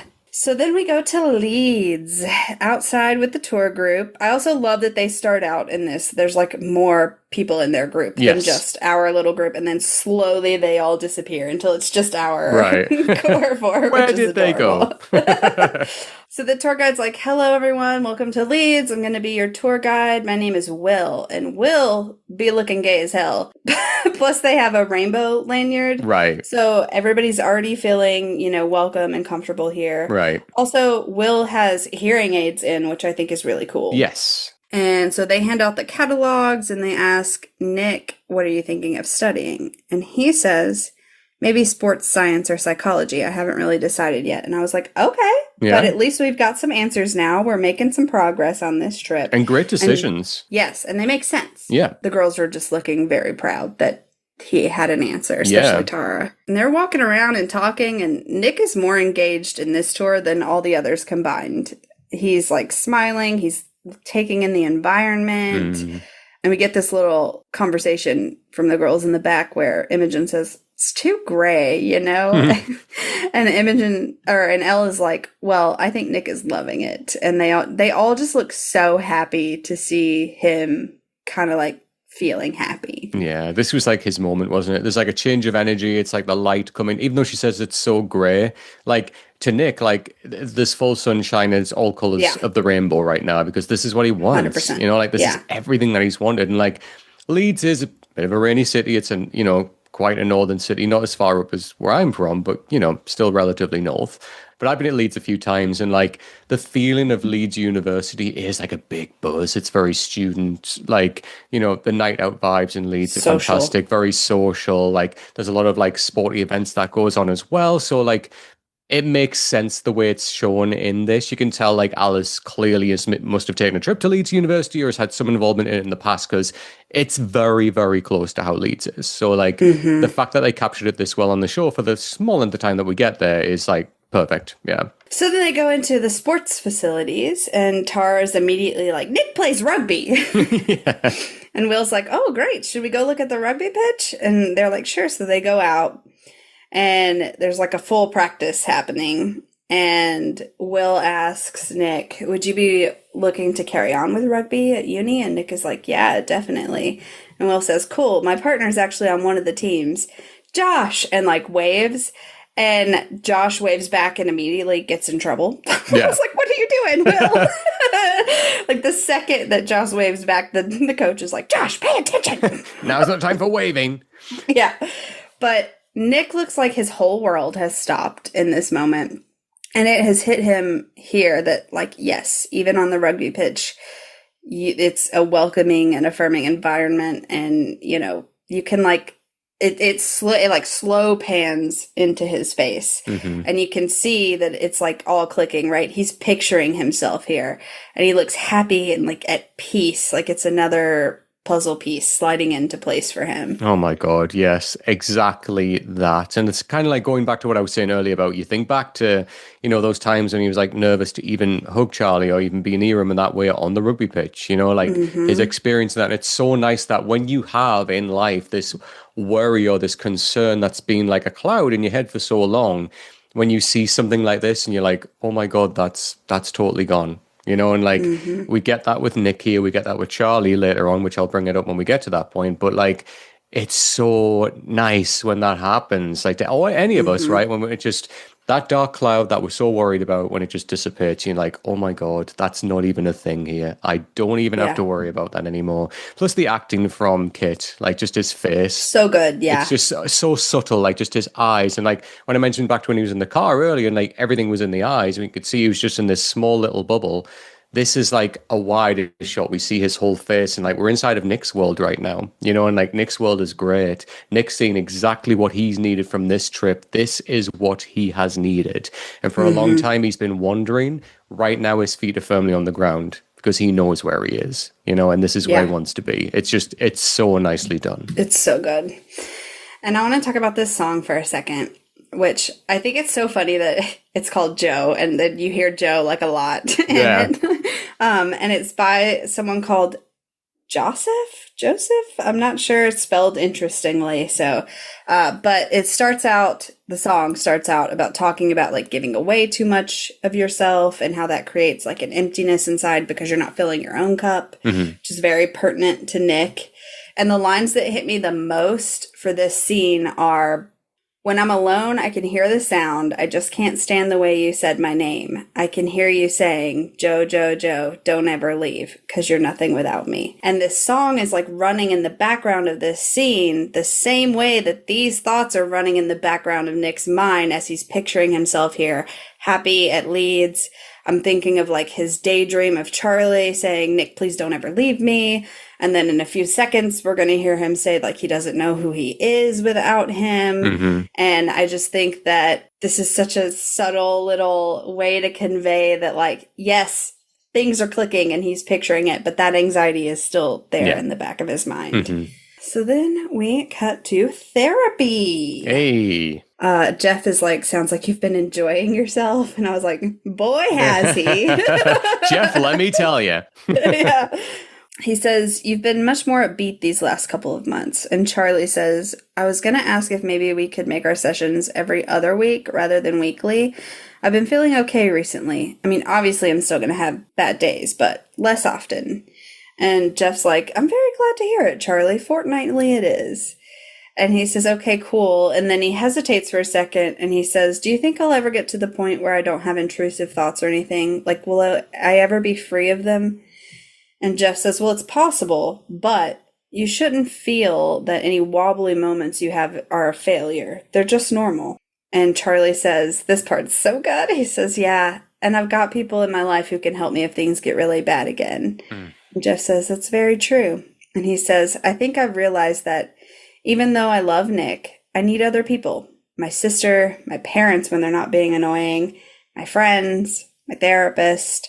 And that doesn't mean that our relationship isn't strong. In fact, I think we're stronger now than ever. And Jeff says, I hope you know that I'm going to write that down and read it back to you when you're feeling crap, which is such a fucking therapist thing to say. Yep. But it's like so meaningful as well. And like, this is what I mean, like when I was saying earlier about like, the main thing I love about this episode is the journey that we get to see that Charlie's been on. And this is like so reflective of the whole season. go back to the beginning of the season when Charlie was having, a lot of internalized issues where it was very much like, no, we don't talk about that. Let's focus on something else. Let's focus on your birthday. We're not talking about that, like, look at this. This is chalk and cheese comparatively. This is so different, but it's so productively beautiful of like the journey that he's been on, how much he's grown as a person, how much he's been vulnerable, how much he's allowed other people into his life to help him. It's like all cards are on the table. And this therapy scene is just, it's a magnifying glass on that. It is. It's like truly wonderful. So I'm so happy. He's come so far. Yeah, I'm so happy for Charlie in this moment and another moment we'll get to later. And I also just love that. I think that is also an important lesson that people need to learn is that, like, if you're in a relationship, that person doesn't have to be everything. You can have a community still. You can't, I won't say you can't, you maybe shouldn't expect one person to be able to give you everything that you need because that's a lot to put on a person. Okay, so then we cut back to Nick, and he's in bed, and he's smiling while he like looks through the catalog, and then he throws it down and sighs and picks up his phone.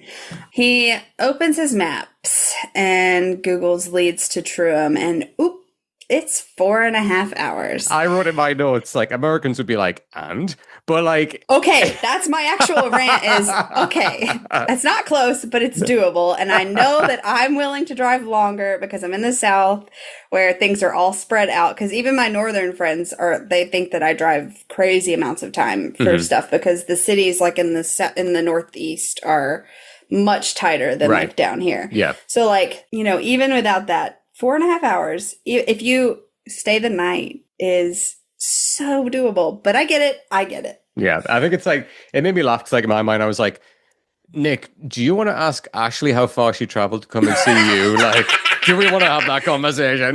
But it makes me laugh because this is a big thing, like with like, people from the UK, like step up, like back me up here. But like, the thought of driving that long to go and see someone, like that's a commitment. And I know like people in America are like, oh yeah, like we drove 8 hours and like we did some shopping, then came home. I'm like, 8 hours for shopping? Like it blows my mind the concept of how far like Americans are willing to travel. But because the country's so much bigger, they're just like, well, yeah, we just got to do it. So the thought of that, and I guess, the big thing is like, he's just passed, he's got his provisional license, he's got his P on the back. And like the thought of driving that far is quite worrying for like a new driver. He's very young. He's probably never driven that far before. But at the same time, for us as a small little country, that's pretty far for it to travel. So like, I remember like when I went to Manchester and like the journey when I did my degree at Manchester, it was like 3.5 hour drive. And that for me like felt long. But it wasn't until meeting my many beautiful American friends like Ashley and other people that's like, oh yeah, that's nothing, we'll drive like that. And I'm like, wow, okay, let's go, question mark. Literally the school that I had to go do the sex ed discussion at was 2 hours away from my house. I had to leave at 6 to get there by 8:30. Wow. So, and that was just for work. Yeah. Wow. I'll drive a lot further for something fun. right for Mr. Kit Corner. So he lays down and curls up and he's so sad and so stressed. And I'm like, get in my pocket. I just want to protect you. Yeah. I will drive you the 4.5 hours to see Charlie. I am sad before we move on from this that we didn't get the bit in the comic of them FaceTiming and Nick getting all flustered because Charlie's shirtless on camera. I like all the little baby steps that we're getting. And I feel like that's an important baby step that we kind of skipped over. And I understand, you can't have time for everything. Right. But I just love that one so much. So then we cut to the car ride home and Tara's like, you really liked Leeds more than Kent. And he hesitates and is like, yeah. And she looks at him like, oh shit. She's like, do you want to talk about it? Yeah. And he says, look, if I move away, it'll hurt Charlie. And Elle says, ugh, Nick, you're a bit of a people pleaser. And I want to go back and count how many times Tara exclaims, Elle, in this episode, because it's all the time. And she says, no, he needs to hear this. You're always putting everyone else's feelings above your own. I know how you feel about long distance. I'm in the same boat. But you have to put yourself first right now. And she's right on multiple accounts here. He does always put everyone else above himself. He is a people pleaser. And yes, it all comes from his trauma. with his dad and the abandonment issues and David and just like everything. But this is his fucking future. You have to put yourself first. You cannot consider, and this it's one thing if you're like 30 and married and thinking about moving across country or something. Right. Then yes, consider your partner.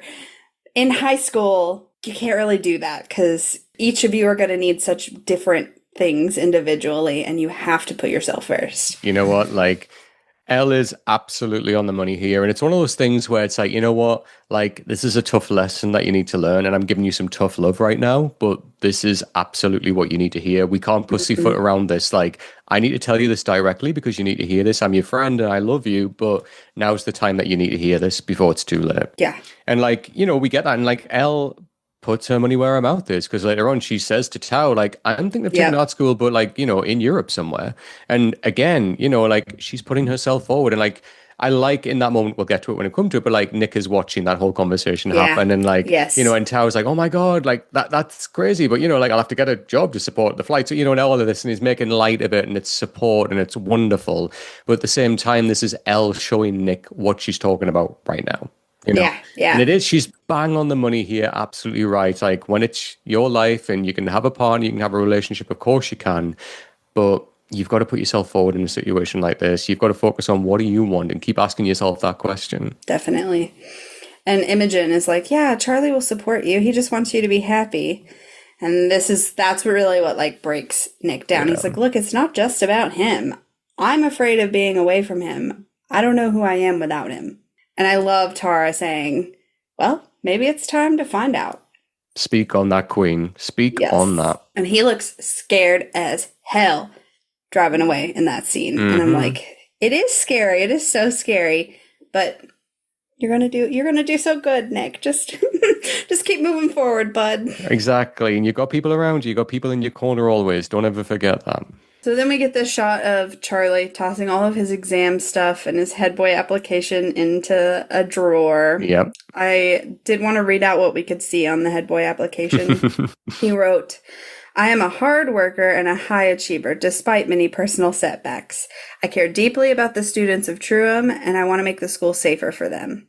Then there's a question about, like, what would you change? And it cuts off, so you can't fully see the answer, but he says something about improving student welfare services and combating bullying. And it says, I would prevent any student from being bullied like I was.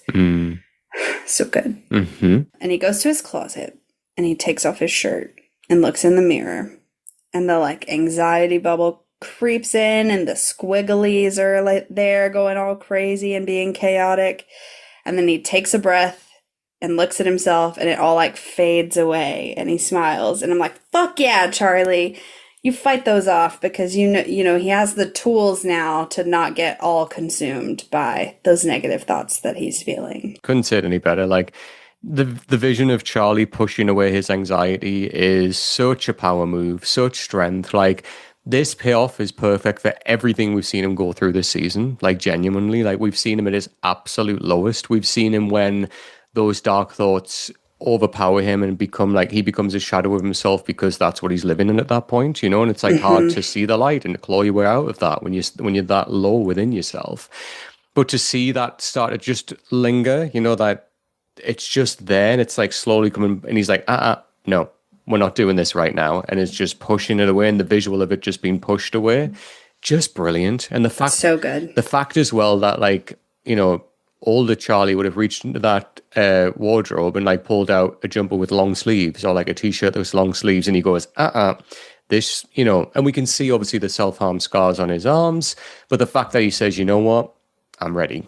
And he grabs a t-shirt that shows his arms. And I just think, wow, that's such a beautiful move. I have a bit of a revelation about the shirt. Let's go. Okay, so first he pulls out the jumper from Girls that he had on during practice. And then he also has this red shirt. And Tori knocks, and she's like, are you ready? We're leaving in a minute. And he comes out smiling in the red shirt. And you guys, this red shirt is the one that he wore in Challenge. when they had the conversation about sleeping in the same bed, and Nick was like, well, I'm sure we'll get to do it one day. And they had that like, haha, awkward, funny moment. And now he's wearing it for the first time. They get to have a boyfriend sleepover. Send me help. Help. She's down. But yes. But and isn't that so representative of so much, like in Charlie's character, of how far he's come when he's like, oh my, I mean, obviously, you know, like whether he knew that or not, I don't know, like thinking back, but like as the viewer, great to see that as a character moment as well for that development and that callback to that moment, but as well, just like the fact that, you know, how many times have we heard Charlie talk about like, oh, like, is it okay if I keep my shirt on? Is it okay if I don't, you know, if I keep myself covered, essentially, is what he's saying. And the fact that he's gone, nah, today is going to be a great day because today is me showing how bloody good of a drummer I am, how far I've come, how much I love my friends and family around me, how much I love my very supportive and beautiful boyfriend. I'm ready to show me. You know, and like that's such a great moment for anyone to go through, but especially the fact that what we've seen Charlie go through this season to have this moment is what sells the whole episode for me. Genuinely, I am just so proud of our boy for that. So good. And like he easily could have thrown on a cardigan, but he doesn't. And when he opens that door and says, I'm ready, and he's like excited and smiling and happy and like runs down. Tori is so fucking proud, and I'm like, she's us. She's all of us in this moment. We're all so fucking proud of Charlie Spring for making it this far in his journey. And that I'm ready is not just like, I'm ready to go to perform on the drums. That I'm ready is, I'm ready for many things, you know, and like, as I say, like, you know, I sound like a broken record, but if you keep going back to the beginning of the season, like, that I'm ready would have been, you know, it wouldn't have had the same impact now. It would have been like, oh, I'm telling you what you want to hear. But we're hearing I'm ready on Charlie's terms right now. Yes, and that's why it hits so much harder. It's just, it's great. It's such a good moment for him. I'm so proud of him. So then we cut to the cutest carnival ever. And there's like the Heartstopper flowers and stars all cut out, and there's streamers. It's all super cute. There's also like a giant chessboard. There's an interesting array of things. There's a table where you can paint, and I'm like, this is the weirdest carnival I've ever seen, but okay. Yeah, there's a lot going on. It's very cute. And Charlie approaches the group and says hello, and Darcy runs up to him, and they have on visibly, you can see their binder, and I think that's adorable. And I think that we like get to see a flash of it in their sex scene last episode, and I meant to mention it, but I failed to. But I noticed in this outfit, the binder and the promo shots we got, and it's just so nice to see them looking so fucking comfortable and happy, and it makes me think about how far they've come since the end of last season, and just isn't it amazing what being loved can do for you? It's like it goes back to what Elle says when like Elle is in the car and she says, oh, I need to be around my people. This is the result of when you're around your people. Exactly. I'm so glad that they got out of their mom's house and into their grand's house. Oh my God. Yeah. And just a little callback here, like prior to this episode, I was talking to Ashley about a show called Big Boys, but Gran is from that series. So if you do want to see more of that actress, you will see her playing a very different role, a very sarcastic, blunt role, but also a role that, oh my God, one scene broke my heart. But yes, like she's in that as well. Great. I didn't know actress. She was in that. Oh yeah. So they all hug, and we cut to them like drinking some bibs at the picnic table. Tal's like, the others better hurry up if they want to make the concert. Isaac is like, you're just missing Elle. 4 days is like 40 years in Tao and Elle time. And I love that. Yeah. I love he's still giving him shit. Because, like, you know, we started the season with him giving him shit and it being like very hostile reaction from Tao. Right. And this time he's like, okay, first of all, rude. Second, I'm actually fine about it. I don't need to be with Elle every single second of every single day.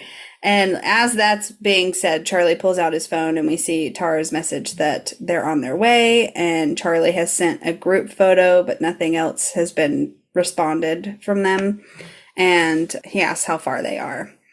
And I love that Charlie, in response to him saying he doesn't need to see Elle, he's like, wow. And Tao's like, I'm a grown man. And so he's like, cheers to that. And they start cheersing. And Michael anxiously walks up and sits down. And Tao says, oh. I'm like, Tao has some weird animosity with Mike. With Michael. Even later when they're in the crowd, he like kind of side eyes Michael. I'm like, why do you not like him? What's going on? Yeah, there's like a weird like social awkwardness between them, and like there's a little bit of social awkwardness with Michael as well, where he's kind of like just plops himself in the middle of the group and he's like, okay, so what's happening with your sister? And it's just like, whoa, okay, so we're talking about this now. But I like Michael. Like I do. I love Michael. Like like they're cute together. Do you know what I mean? And like you can tell he really feels for Tori as well, which is what I really like. Yeah. That's why I'm like, Tao, what's your fucking problem? Yeah, step down, Tao. Yeah. And so I love also that he says Charles. Yeah. Because the only other person that we know that calls Charlie Charles is Tori, so it's funny. And he's like, hey, Michael, I think Tori's with my parents. And he's like, she's not. She's avoiding me. And he's like, why? He says, well, I may have posed the question about us being boyfriend and girlfriend. And Charlie's like, yeah, I already assumed that you were. And he says, we get this, I love the spiral. This actor delivers it so well where it like gets like faster and more stress the more he says. He says, yeah, well, what does boyfriend and girlfriend even mean anyway? They're just words we made up to label common experiences in relationships. They shouldn't matter. I mean, I don't care what society thinks about our relationship as long as we're both happy. If she doesn't want to label it, I don't really care. I just figured that we should have a conversation, but now I wish I hadn't said anything. And I love Isaac is like, the whole group is invested, but Isaac is like paying a lot of attention to what he's saying. And like after he says that last line, he does like a sad face, like, oh, buddy. So cute. And Charlie's like, so do you want me to go find her? And he just like rapidly shakes his head like, yes, please. Yes, please. So he goes to find Tori. And that's when we see the painting table. And I was like, this is a weird mix of things. But she's hiding by the raffle ticket tent. And he walks over and he says, Michael's looking for you. And she looks and like 10 feet behind him, Michael's standing there like, hi. And Tori panics and drags Charlie off. And Michael's left standing there like a little wounded animal. And they get on the Ferris wheel. And Charlie's like, so you don't want to be Michael's girlfriend? And the hard eye roll from Tori is so good. She's like, what does girlfriend even mean? And I'm like, that's what he said too. If y'all would just fucking talk, then you would probably be on the same page. And Charlie says, you're having a weird amount of issues with labels for a straight couple. And she's like, we're not a couple. And he's like, well, he really likes you. And she looks down and he's standing there at the bottom of the Ferris wheel still. She's like, yes, I'm aware. And he's like, and how do you feel? And she says, I don't ever feel anything. And I love that he calls her out on this. He's like, that's not true. Because it's not. It's like, God, the amount of time she's broke her heart for Charlie. Like, come on, that ain't true, girl. That is not true. But I love that he reframes it in a way that makes her understand that, you know? Yeah, like we've seen you cry too much this season for you to say you don't feel anything. Yep. And he says, you feel so much. It's just trapped inside. I understand what that's like. She says, don't use your Jeff crap on me. And she says, you're nothing like me. I wish I was like you. You're hopeful. You try. And he says, have you not been doing anything but try to help me for the last year? Whether you want to be Michael's girlfriend or not, it doesn't matter. You have so much love to give. You don't have to give it all to me. And she says, well, I wanted to, and I'd do it all again. And he's like, I know you would, but I'm okay now, Tori. Yeah, I still have bad days, but I'm okay. And they hug. And he's right. She is full of love, and she does give it all to him and no one else. That's the line. You know, that's the line. That's what I've got written down there. Like, you have so much love to give, you don't have to give it all to me. Like, that's the line. So good. And sometimes you need someone just to, like, you know, call you out on that to make you realize, oh yeah, shit, actually, that is what I'm doing. Like, I'm holding myself back because I'm consciously doing that. And that's what she's doing here with him, you know? So, like, I think once he kind of penetrates through her armor there and says that, she's like, oh, actually, yeah. Which is when they do come down from the Ferris wheel. You know, she's then like, actually, yeah, let's go and talk, Michael. But but I loved, again, it's another character moment for Charlie. It's so good. And it's such a good parallel between Tori and Nick too, where they're both pouring all they have into Charlie. And now they're like, oh, actually, yeah, he's okay now. What do I do now? Yeah. And so, yeah, they get off the Ferris wheel. And Michael's down there. He's like, you can have space when I'm dead. I'm right here waiting on you to please talk to me. And Charlie basically sends Tori over to Michael. And he like smiles as he watches. And then he checks his phone, and Tara has texted and said that they are stuck in traffic and they are going to be late. And he does look a little panicked there. So then we cut to the traffic jam, and it is rough. It's a rough one. Listen, that leads traffic. It gets you. Imogen says, this is so bad. And Ella's like, what's our ETA? And Tara says, like 4:15. Nick, this line, it gets me every time. He says, we're going to miss the band. Charlie needs me to be there. And the way he says that is like, there's just so much anxiety and weight behind it. And I'm like, oh my God, oh my God, oh my God. Like, he's definitely panicking way more than Charlie. Yeah. And it's because Charlie said, you know, I'm so nervous. I'm going to need a good luck hug. So he feels like he has to be there to give that to him, or Charlie's going to like break down. Right. So we cut to the band setting up, and Charlie does look over the crowd like kind of anxiously, but he's not breaking. Like, he doesn't look like he's going to break down. No. He seems like he's going to be fine. He's just a little nervous. And we get this shot of the car like flying by the screen really quick. And they're at the Truum exit. And Imogen and Elle are in the back yelling at Nick to drive faster and to hurry. And he's like, I'm going the speed limit. And Tara's like, can everybody stop shouting? Yeah. And we cut to the band coming out. And Sahar greets everyone. And I have to point out that I love Addie Oscar Trace's outfit in this scene. The like little, it's almost like a pantsuit. So good. Sahar says, we're Queer Intentions, in case you don't know, and we're going to sing a few songs for you. Are you ready to rock? I do love that we get this like quick cut of Darcy, and they're in the crowd like yeah, going wild. Yeah. And Sahar says again, are you ready to rock? And then they start playing this song, C'est la vie. So I was texting Ashley prior to us recording, and I was like, I find this song really cheesy. I'm sorry. Like, I just find it so cheesy. Like, when I was listening to some of the lyrics, I was like, oh man. But as well, like, you know, saying to everyone, are you ready to rock? And then like playing a very generic sounding pop song. I'm like, so where's that rock? And especially when people are doing like devil horns, and I'm just like, put those down, dears. Like, we're at a Sabrina Carpenter gig right now. But like, yeah, I was like, there ain't going to be a mosh pit in this crowd. Like, what are we doing? But I will say, I love how confident Sahar is in front of everyone. And it's just like, hey, guy, like the way that, you know, Sahar commands the crowd. I love that. Like, really, like great confidence, like good character moment for Sahar. But yeah, I did just write in my notes, like, rock question mark. Ain't nobody rocking this song as cheesy as Yeah. Yeah, the rock thing is interesting, but and we don't know. They played more than one song, so maybe their other stuff is a little more on the rock. Right. And they started, you know, maybe they started out light. We don't know. Maybe some Slipknot came later on. We don't know. They're like Pulse of the Maggot. Yeah. So Addie Esker wrote this song and composed it with Layla, and Layla does sing the entire thing. So they wrote it specifically for this scene. Nice. And I can't help but giggle. It's funny that you're giggling at like it being cheesy and it not being rock. And I'm like, this song is called fucking C'est la vie, and like half of it is in French. Right. But in Paris, Sahar's like, I don't take French, but I know that's not right. And I'm like, so where are you learning? Right. Where are you writing these lyrics? Learning these lyrics from? Right. So that gives me a giggle every time. That's pretty funny.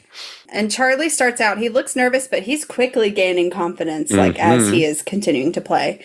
I love that even Tori is, like, kind of clapping and bobbing along in the crowd near her parents, who are looking at Charlie proud as fuck right now. Like, they are living, so proud. Living for their son on stage. And I love it, because how many times have we seen Charlie where he's been like, you know, someone's walked into his room and he's been drumming and he's just stopped immediately, you know, and like, exactly. And it's been like, no, like no one, even though I'm drumming and I'm a drummer, like nobody else is hearing this. Now he's on like that big stage in front of everyone, and like the response he's getting and like the response the band's getting, it's just pure support. And it's nice to see this version of his parents who are like, after everything they've been through is just like, that's our son on that stage. You know, it's just, it's so nice to see. It's very good. And we get the shot of the classic Tao dance callback from season 1. And I love that he's even in another orange shirt. He was in orange both times that he did that there. Mandatory. And we see it in the New Year's too. I can't really remember what he was wearing there, but it was like a slow, like kind of sexy version of it. And this is like very much classic Goofy. Yeah. And then the group is here and they're running and Nick is like, hurry up. And Tara's like, we're going to miss it. And Imogen is like, wait for me. And then Nick says, Imogen, if you can't run in the shoes, then take them off. And keeps running. And she does have on like these giant sneakers. So Imogen. And they push their way through the crowd. Charlie spots Nick. He waves. Nick is grinning so big and waves back. And he pulls out his phone and he takes some pictures. Zahar delivers some of the French lines, and Imogen is like getting into it. And I'm like, does she know? Does she know this song's about her? Right. And we see the group dancing, and Tori's like still clapping and bobbing. We see Nick like cheering, like, woo! And the song ends, and the crowd goes wild, and Nick yells, I love you, Charlie! Which is so cute. But one of my favorite Nick panels from the comic is him looking up at the stage, all starry-eyed, and saying, that's my boyfriend. And I know that like that wouldn't really, that would be so awkward to translate to you standing in a crowd by yourself saying that. But like at the same time, I was like, no, I wanted to see it. So Charlie runs over to Nick and hugs him. Nick's like, you did it. You're amazing. And at this point, the crowd has like dissipated so we can kind of see the edge of the stage. You can see that the Heartstopper leaves are painted across the bottom of the stage. Yeah. And Nick immediately goes into apology mode and says, I'm sorry I wasn't here before you went on. And Charlie's like, it's okay. I was okay. And Nick looks down at Charlie's body and reaches out and touches his bare arms, and sparks fly, and he says, you look so good right now. And Charlie's all flustered. And then Tal, of course, is like, ugh, they're having a moment. I have to interrupt it. He's like, Charlie! And he nods for him to come over, and they have like a little group hug. Yeah. And then we skip to nighttime. So who knows how many hours it's been, but now it's nighttime at the Fete, and Jane and Julio are saying goodbye, and Jane and Charlie are hugging, and it's adorable. It's so good to see them. Yes. Like, no animosity or stress or anything. They're just happy and hugging and saying goodbye, and it's really nice. And Julio's ribbing Nick about the Helter Skelter. He's like, are you going to ride that? And Nick's like, I think so, if I'm brave enough, which is super cute. They say, they hug Charlie, get home safe, all of that. And they start to walk away. And Jane stops and turns around and looks at Nick and Charlie. And they're like glued to one another, like looking at their options. What are they going to do? And Julio's like, he's fine. And she says, I know. And they start to walk away again. And I love, there was a tweet that came out after this dropped where it said, like, she doesn't know she's looking at her future son-in-law right now as she's, like, looking back. And that always makes me go, oh. Yeah. No. Also, this top that she has on, it really reminds me of the, like, sunset orange crop top that Joe had to wear for that event a while ago. Right. Every time I see it, I'm like, oh, no, that's not the same. It's not the same shirt. But then as they walk away, Julio says, and we've got a free house. All right, Julio, you horny little devil. Let's go. So good. So then we get this little montage at the Fete. We got like Imogen and Zahar. They're like dicking off with Nick and Charlie walking behind them. And Nick asks if Charlie is ready and takes his hand and kisses him, and they walk off. And then we see the wonderful Helter Skelter, which is when I realized what it was called. There you go. And we see them slide down one by one. It's Elle and then Tal and then Tara. And Tara is like screaming the whole way. And so there's fun. Something about Karina's little squeal that gets me every time. It gets me. She's got her like giant elephant stuffy that she's going down with. So cute. And we see them all like fishing for ducks, and then they're getting food, and they sit down at and around a picnic table, and they're eating and laughing, and Isaac picks up his book, and Charlie snatches it and says, books are banned tonight. And I think that's a good segue for us to go into this week's book watch, our very final book watch with Kate. Hello! We are back with our final Isaac's book watch of season 3. Hi, Kate. Hi, Ashley.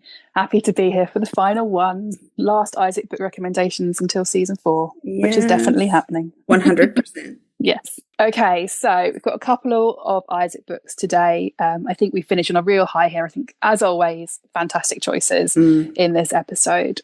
So the first book we see Isaac reading is Hopeless Aromantic, an affirmative guide to aromanticism, which is by Samantha Rendell, which the title is quite self-explanatory. Right. It's a non-fiction book about aromanticism. I think it's a really nice inclusion. We saw him at the end of season 2 reading the book about asexuality, which covered in that early conversation with Charlie is much more well known about. And I think even for him, probably was less aware of it as how he might want to identify. So to have this book that goes into a lot of detail, I think is great. He's reading it publicly. He might not have come out officially, but the fact that he's sitting at school in a public place reading this book, I think shows the journey he's gone through this series, and that he's not scared to tell people, he's not shy to talk about it. And so I think that's wonderful for him to just be there. He should be doing his schoolwork, but he's got his book open and he's enjoying it.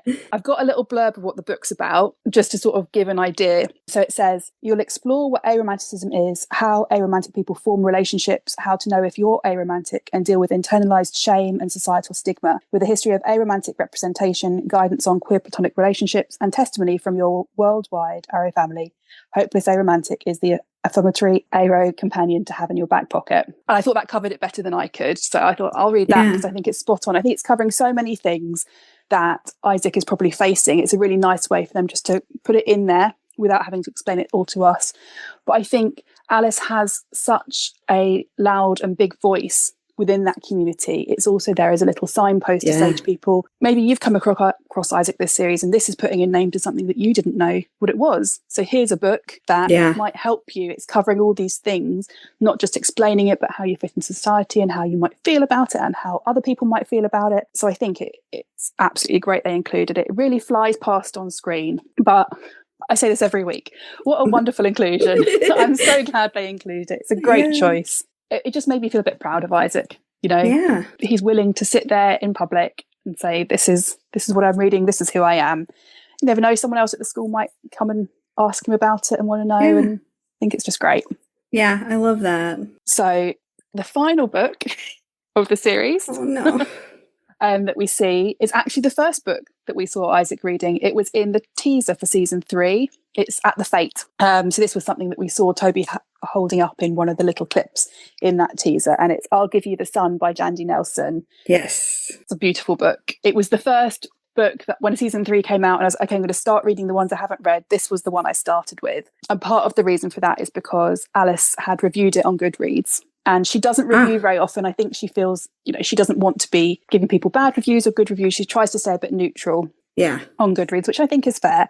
But this one, she actually says, this was so good, I'm coming to give it a review. She gives it 5 stars, and she says that it subtly captures the visual, spiritual and emotional beauty of life and love and the whole world. She says, this book really is art. You can tell Jandy put her whole soul into this, and I completely look up to her. Aww. And what a nice thing for them to say about an author. Just wonderful. And I agree. It was a beautiful book. It's about 2 twins, Noah and Jude. They're teenagers. They're having family problems. Their relationship's completely broken down. I mean, I'll quote Charlie, what he said about Song of Achilles. It's heartbreaking in the best way. I loved it. Their relationship is gorgeous. They're both artists. So although it's broken, they've still got this twin link between them. They sort of want to repair it, but neither of them know how to get there or do anything about it. But the descriptions of all of that, I got completely lost in it. And the descriptions of the art as well were just beautiful. So I think this is my recommendation from the whole series. If you're going to read one of Isaac's books, read this one. I think it was my favourite. Immediately, I went out and got another one of Jandy Nelson's books from the library. That's, when you're like, I'm loving this, I need more of it. So a wonderful choice by Isaac as well. I think this is one where you think Alice obviously loved this book. She's chosen it. She said, I want this to be in it. And I'm so happy they did, because I don't think I would have read it otherwise. Yeah. I'm going to say it again. Wonderful choice. Yeah. Sounds like I need to put that one on my list. Yes. And this one is YA, so it's not a difficult read to get through. It's much easier to read than some of the other books. You know, there's complicated emotions in it, but you really get in with those characters straight away. You understand who they are and what they're feeling, and you're rooting for them the whole time. So wonderful. I mean, I don't know how he was at the Fete doing anything else, because if I had that book, I would just be sitting there ignoring my friends and reading it. He's got other stuff going on. But I think a fantastic one to end on. Another beautiful choice. I love it. Thank you so much for doing this with me this season. This has been so much fun. I've loved it. There's nothing more I enjoy than talking about books with people. So if this inspires anyone to go off and read another book, you know, wonderful. Absolutely great thing to happen. And that's exactly why they've done it. That's so true. That is so true. All right. Well, everybody go follow Kate's Instagram, because it's awesome. And then when season 4 comes, there will be new books over there. Yep. I can't wait. They need to get on it. I know they do. Bad. Thanks, Ashley. Bye. Bye. And then we come back and it's Tao and Elle sitting next to the table on the ground. And Elle says, so I've been thinking about going to art school in Europe, like Paris or Berlin or something. And Tao says, what?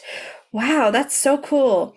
I need to find a job, though, because my mom's not going to pay for international travel. She doesn't even pay for my bus fare to school. And I'm like, 2 things. I always forget that some places, even here, some places take public buses to school. That just like would never happen here. 2, I do not for a second believe that Yan does not pay for his bus fare to school. I know, like, how else is he getting that money? Let's be real. No. 3, he handles this so well. Absolutely. Another moment of how far they have come. Yep. You know, we start out with thinking about season 2 and him being so upset about Lambert, which is clearly not as far as they made it seem, because as we go on, it's like she's clearly still living at home, but going to Lambert, like, so it's got to be an easy commute to get there. Right. Now she's talking about going to Paris or Berlin, and he's like, wow, like just so supportive. And, you know, and it goes back to him saying, I don't have to be with her every single day.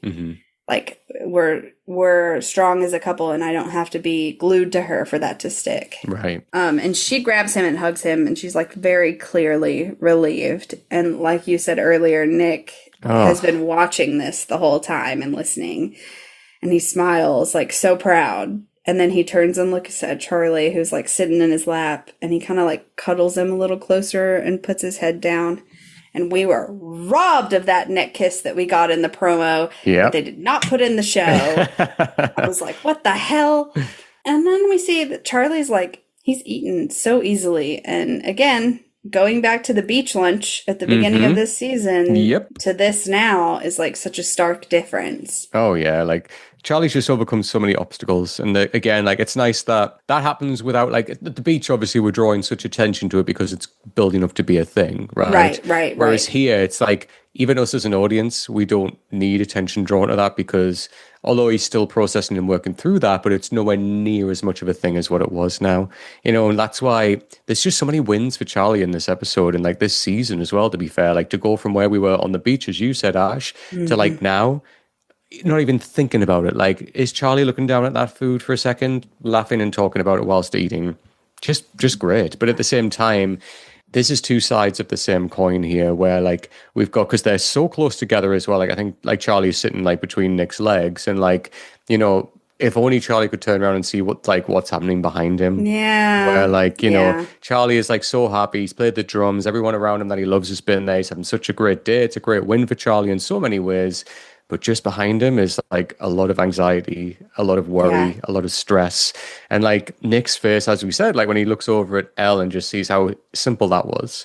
And it's just like, oh my God, if in his mind, it's if only it was that simple, you know? Yeah. The way that he looks at Charlie is very much that of like, oh, I wish it could be like that for us. Yeah. And the way he kind of like buries like himself like into like the back of Charlie, it's just...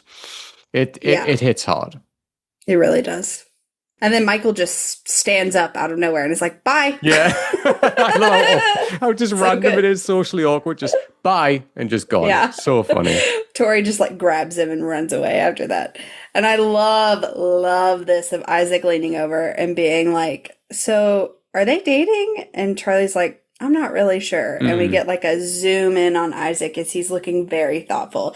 And it's like, he clocked Tori a while ago because he's very astute. And so he's already been, I think, associating her with aceness. And so now he's seeing this being like, can I be ace and still have a life partner? Right. Like, that's very much what I get from his face of like, oh. And so, ready to see where that goes in the film. And then we see Darcy's gran is there, and she says, hey, you two. And Darcy bolts and runs and hugs her, and Tara follows, and they all hug and leave. And I just love how supportive the gran is, and how she's like, also like, not for nothing, if you're picking someone up, you could just be like, I'm here, meet me at the car at this time. Right. And she's like, no, I'm going to come into the fete and find you. And see my favorites. Yeah. So cute. Yes. And then we see the group at the ice cream stand, and they're all getting ice cream. And then we see Nick and Charlie look at each other, and sparks fly around them. And then they just Irish goodbye out. They don't say goodbye to anybody. They're just like, gotta go. It's time, right? Yep. Yes, let's go. So we cut to Nick's house. Where the fuck is Sarah supposed to be? I just need to know, like... She's invisible. I need some sort of line, like, oh, mom's working late, or I don't know, something. Right, literally. Like, where is that lady? Nick is eager, which is a pattern I've noticed. Brother is ready to go. Oh, he bursts into his room and spins around and kisses Charlie, takes off his button-up, and goes to take off his shirt, and Charlie's like... slow down. Let me help you. And so he like lifts Nick's shirt up and off, and Nick kisses him again and takes his hand and turns to lead him to the bed, and Charlie pulls back, and Nick stops and looks at him, but he like doesn't say anything. He's very much like, what? And Charlie says, take mine off.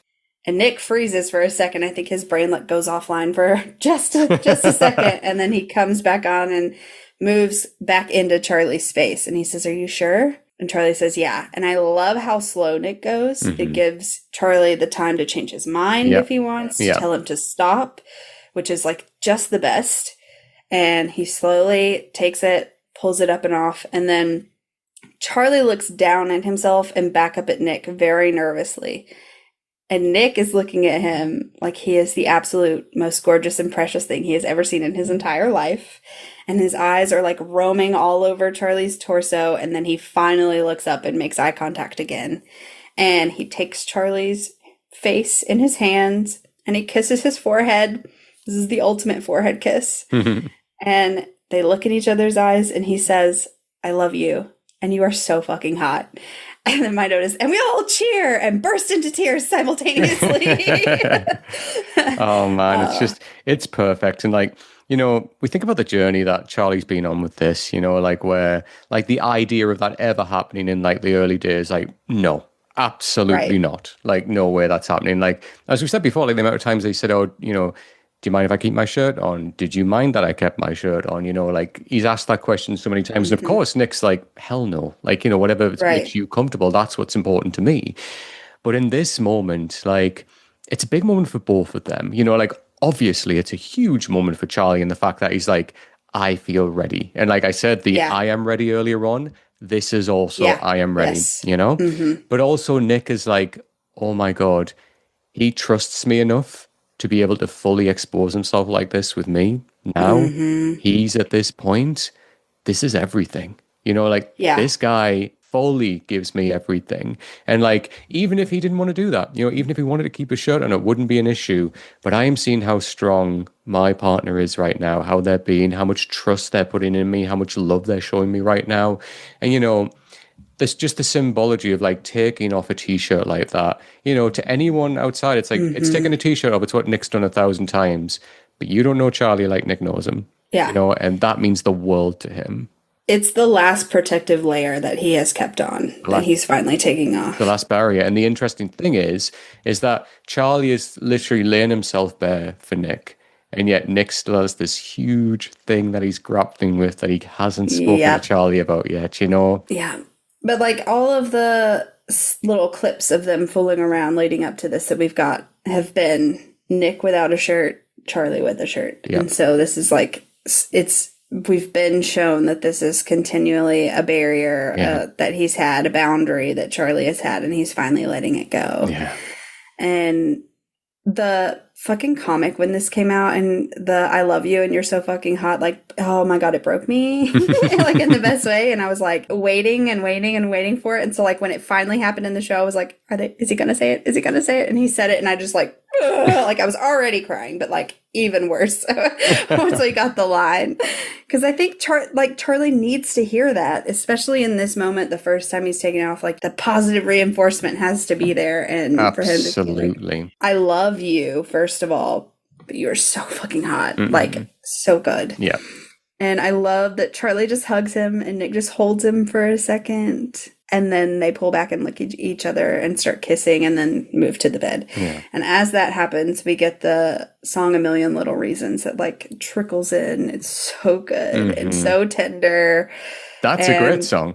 Yeah, it's so good. Yes, for the listener. I thought that he was saying that he had issues with this song when he texted me about C'est La Vie. And I was like, I am going to fly to New York and fight you in the street. So yeah, then we get the final sex montage and we see like just their faces and they're touching foreheads and you guys know how I feel about that. And then they touch their little noses and we see them like laughing and then we see them like from above. And I love this, that we see them just like stop kissing for a second just to like stare at each other. To be in the moment. So cute. And then we get the shot of Charlie on his back and he's like curved around to kiss Nick and you can see his self-harm scars as he's like holding Nick's head and they're kissing, and it's just such a powerful shot that shows so easily in one shot how far Charlie's come without like any dialogue or anything. Like just this one shot shows you how far he's come in his journey. Mm-hmm. Yeah, it's such a great, like, as you said, it's that shot, like just that image there. If you like freeze frame it, it says so much without saying anything, you know. And I've always said this a billion times, like show don't tell. This is a great example of that, where like, you know, it's not ignoring the fact that they're there. It's just like, yeah, this is a thing, but right now, what's happening here is so much bigger and so much more important right now. Not to diminish this, but it's a jumping off point to say, look how we've come from here to where we are now. You know, and it's a beautiful power screenshot. Definitely. And then we see them like linking their hands, which always makes me melt. And then another shot of them from the end of the bed where they're just like laying and towards each other and like laughing. And then it pans to above them and they're like laughing and teasing. And then we cut to another shot of them and they're cuddling and Nick is like covering his eyes, which makes me want to know like, what were they talking about? Then you get a shot of Charlie on top of Nick as they smile and make out some more. And then closer up, a shot of them like literally in each other's arms and they perfectly make a fucking heart. It kills me every time that they do that. And Nick's like running his thumb like along Charlie's face. Oh. And then we get another shot of them linking their hands together. And then we get this like cute little sleeping section of the montage that so perfectly mirrors Paris that kills me, where it's like Nick sleeping on Charlie's chest and then Charlie being the little spoon. And then we get a shot of them again with Nick on Charlie's chest, but now Charlie's on the other side of the bed from where he was in the beginning. And he's like holding him and petting him and the leaves come in and they swirl around him as he like kisses Nick's forehead and he just looks so content. And then the leaves like kind of carry us into the credits. She's down. It makes me cry so much. Yeah, it's like a really, really sweet, lovely, but as well like bubbling underneath bittersweet ending. Because we know what's going on in Nick's mind, you know, and like that's the whole like irony of this, is that we as the viewer, like it's like dramatic irony, like we as the viewer know what's going on in Nick's mind right now, and like this is all he wants. He wants to get there and be with his guy, and like, you know, have that beautiful moment with Charlie and like everything. This is all he can focus on right now. And it's like, oh, but you've got university. Yeah, but put that all the way back here for now. We've got this to focus on. And it's a wonderful ending to the season. But at the same time, it's given us just that little bit of sweet extra sauce where we're like, we've got to come back to that. We've got to come back to that.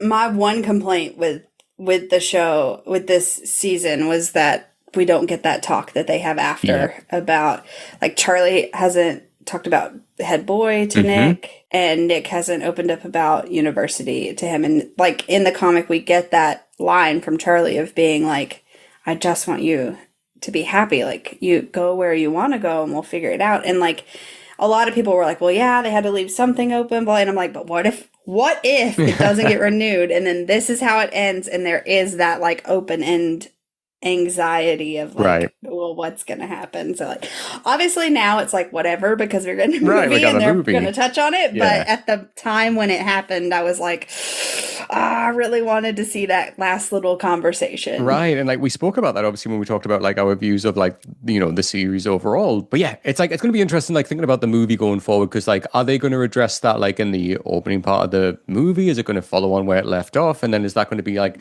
the drama that like, you know, I don't know, that maybe kind of distance them a little bit and then they figure it out and they come back together. Like it's going to be interesting to see which route they go down with it.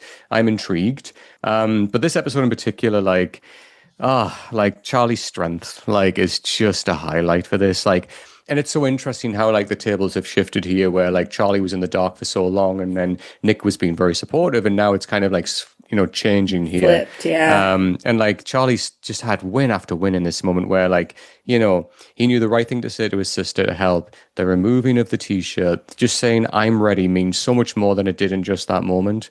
Playing the drums in front of everybody, you know, repairing his relationship with his mother. Like, there's so many wins that he has in this. It's beautiful to watch. And that's why it gets like such a positive view for me this episode, for all that there's a lot still hanging over. Like, you know, Nick's like losing his sense of self and like questioning who he is without Charlie, and you know, the university hanging over his head and everything like that, which is tough. It is tough to see, but he does have an idea. Like, he is working out, like, Leeds feels right for me, you know. So for all that he does still feel a little bit lost, there is still that like light in the distance saying, hello, Leeds is here, you know. It's just, everything is slowly falling into place. He just needs to have that awkward conversation with Charlie, which, you know, I'm sure will be more than enough supportive. But as well, like, you know, Tara discovering like, oh my God, you know what? This thing that people keep telling me that I am and that I should be, that ain't it. It ain't happening. I don't like Oxford. This is totally not me. So, you know, if she takes the year out, fantastic. I hope she does, because girl, do it on your own terms. Yes. And then Elle, I love this power that Elle has, you know, because as we've seen, like, Elle's choosing herself. Elle has so much love and respect for the person that she is, and like, it's so easy that it could have gone in the other direction, because she was beaten down pretty hard, you know, in like the other couple of episodes where like it was rough to watch, right? And like she could have gone in the other direction and really kind of gone inward, because she suffered that type of thing before, you know, very much hints towards that.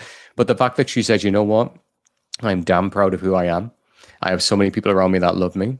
I know that I love art. I know I have a loving boyfriend who's going to support me. So you know what? I'm so fucking proud and I am ready to go. And she chooses herself. And I love that.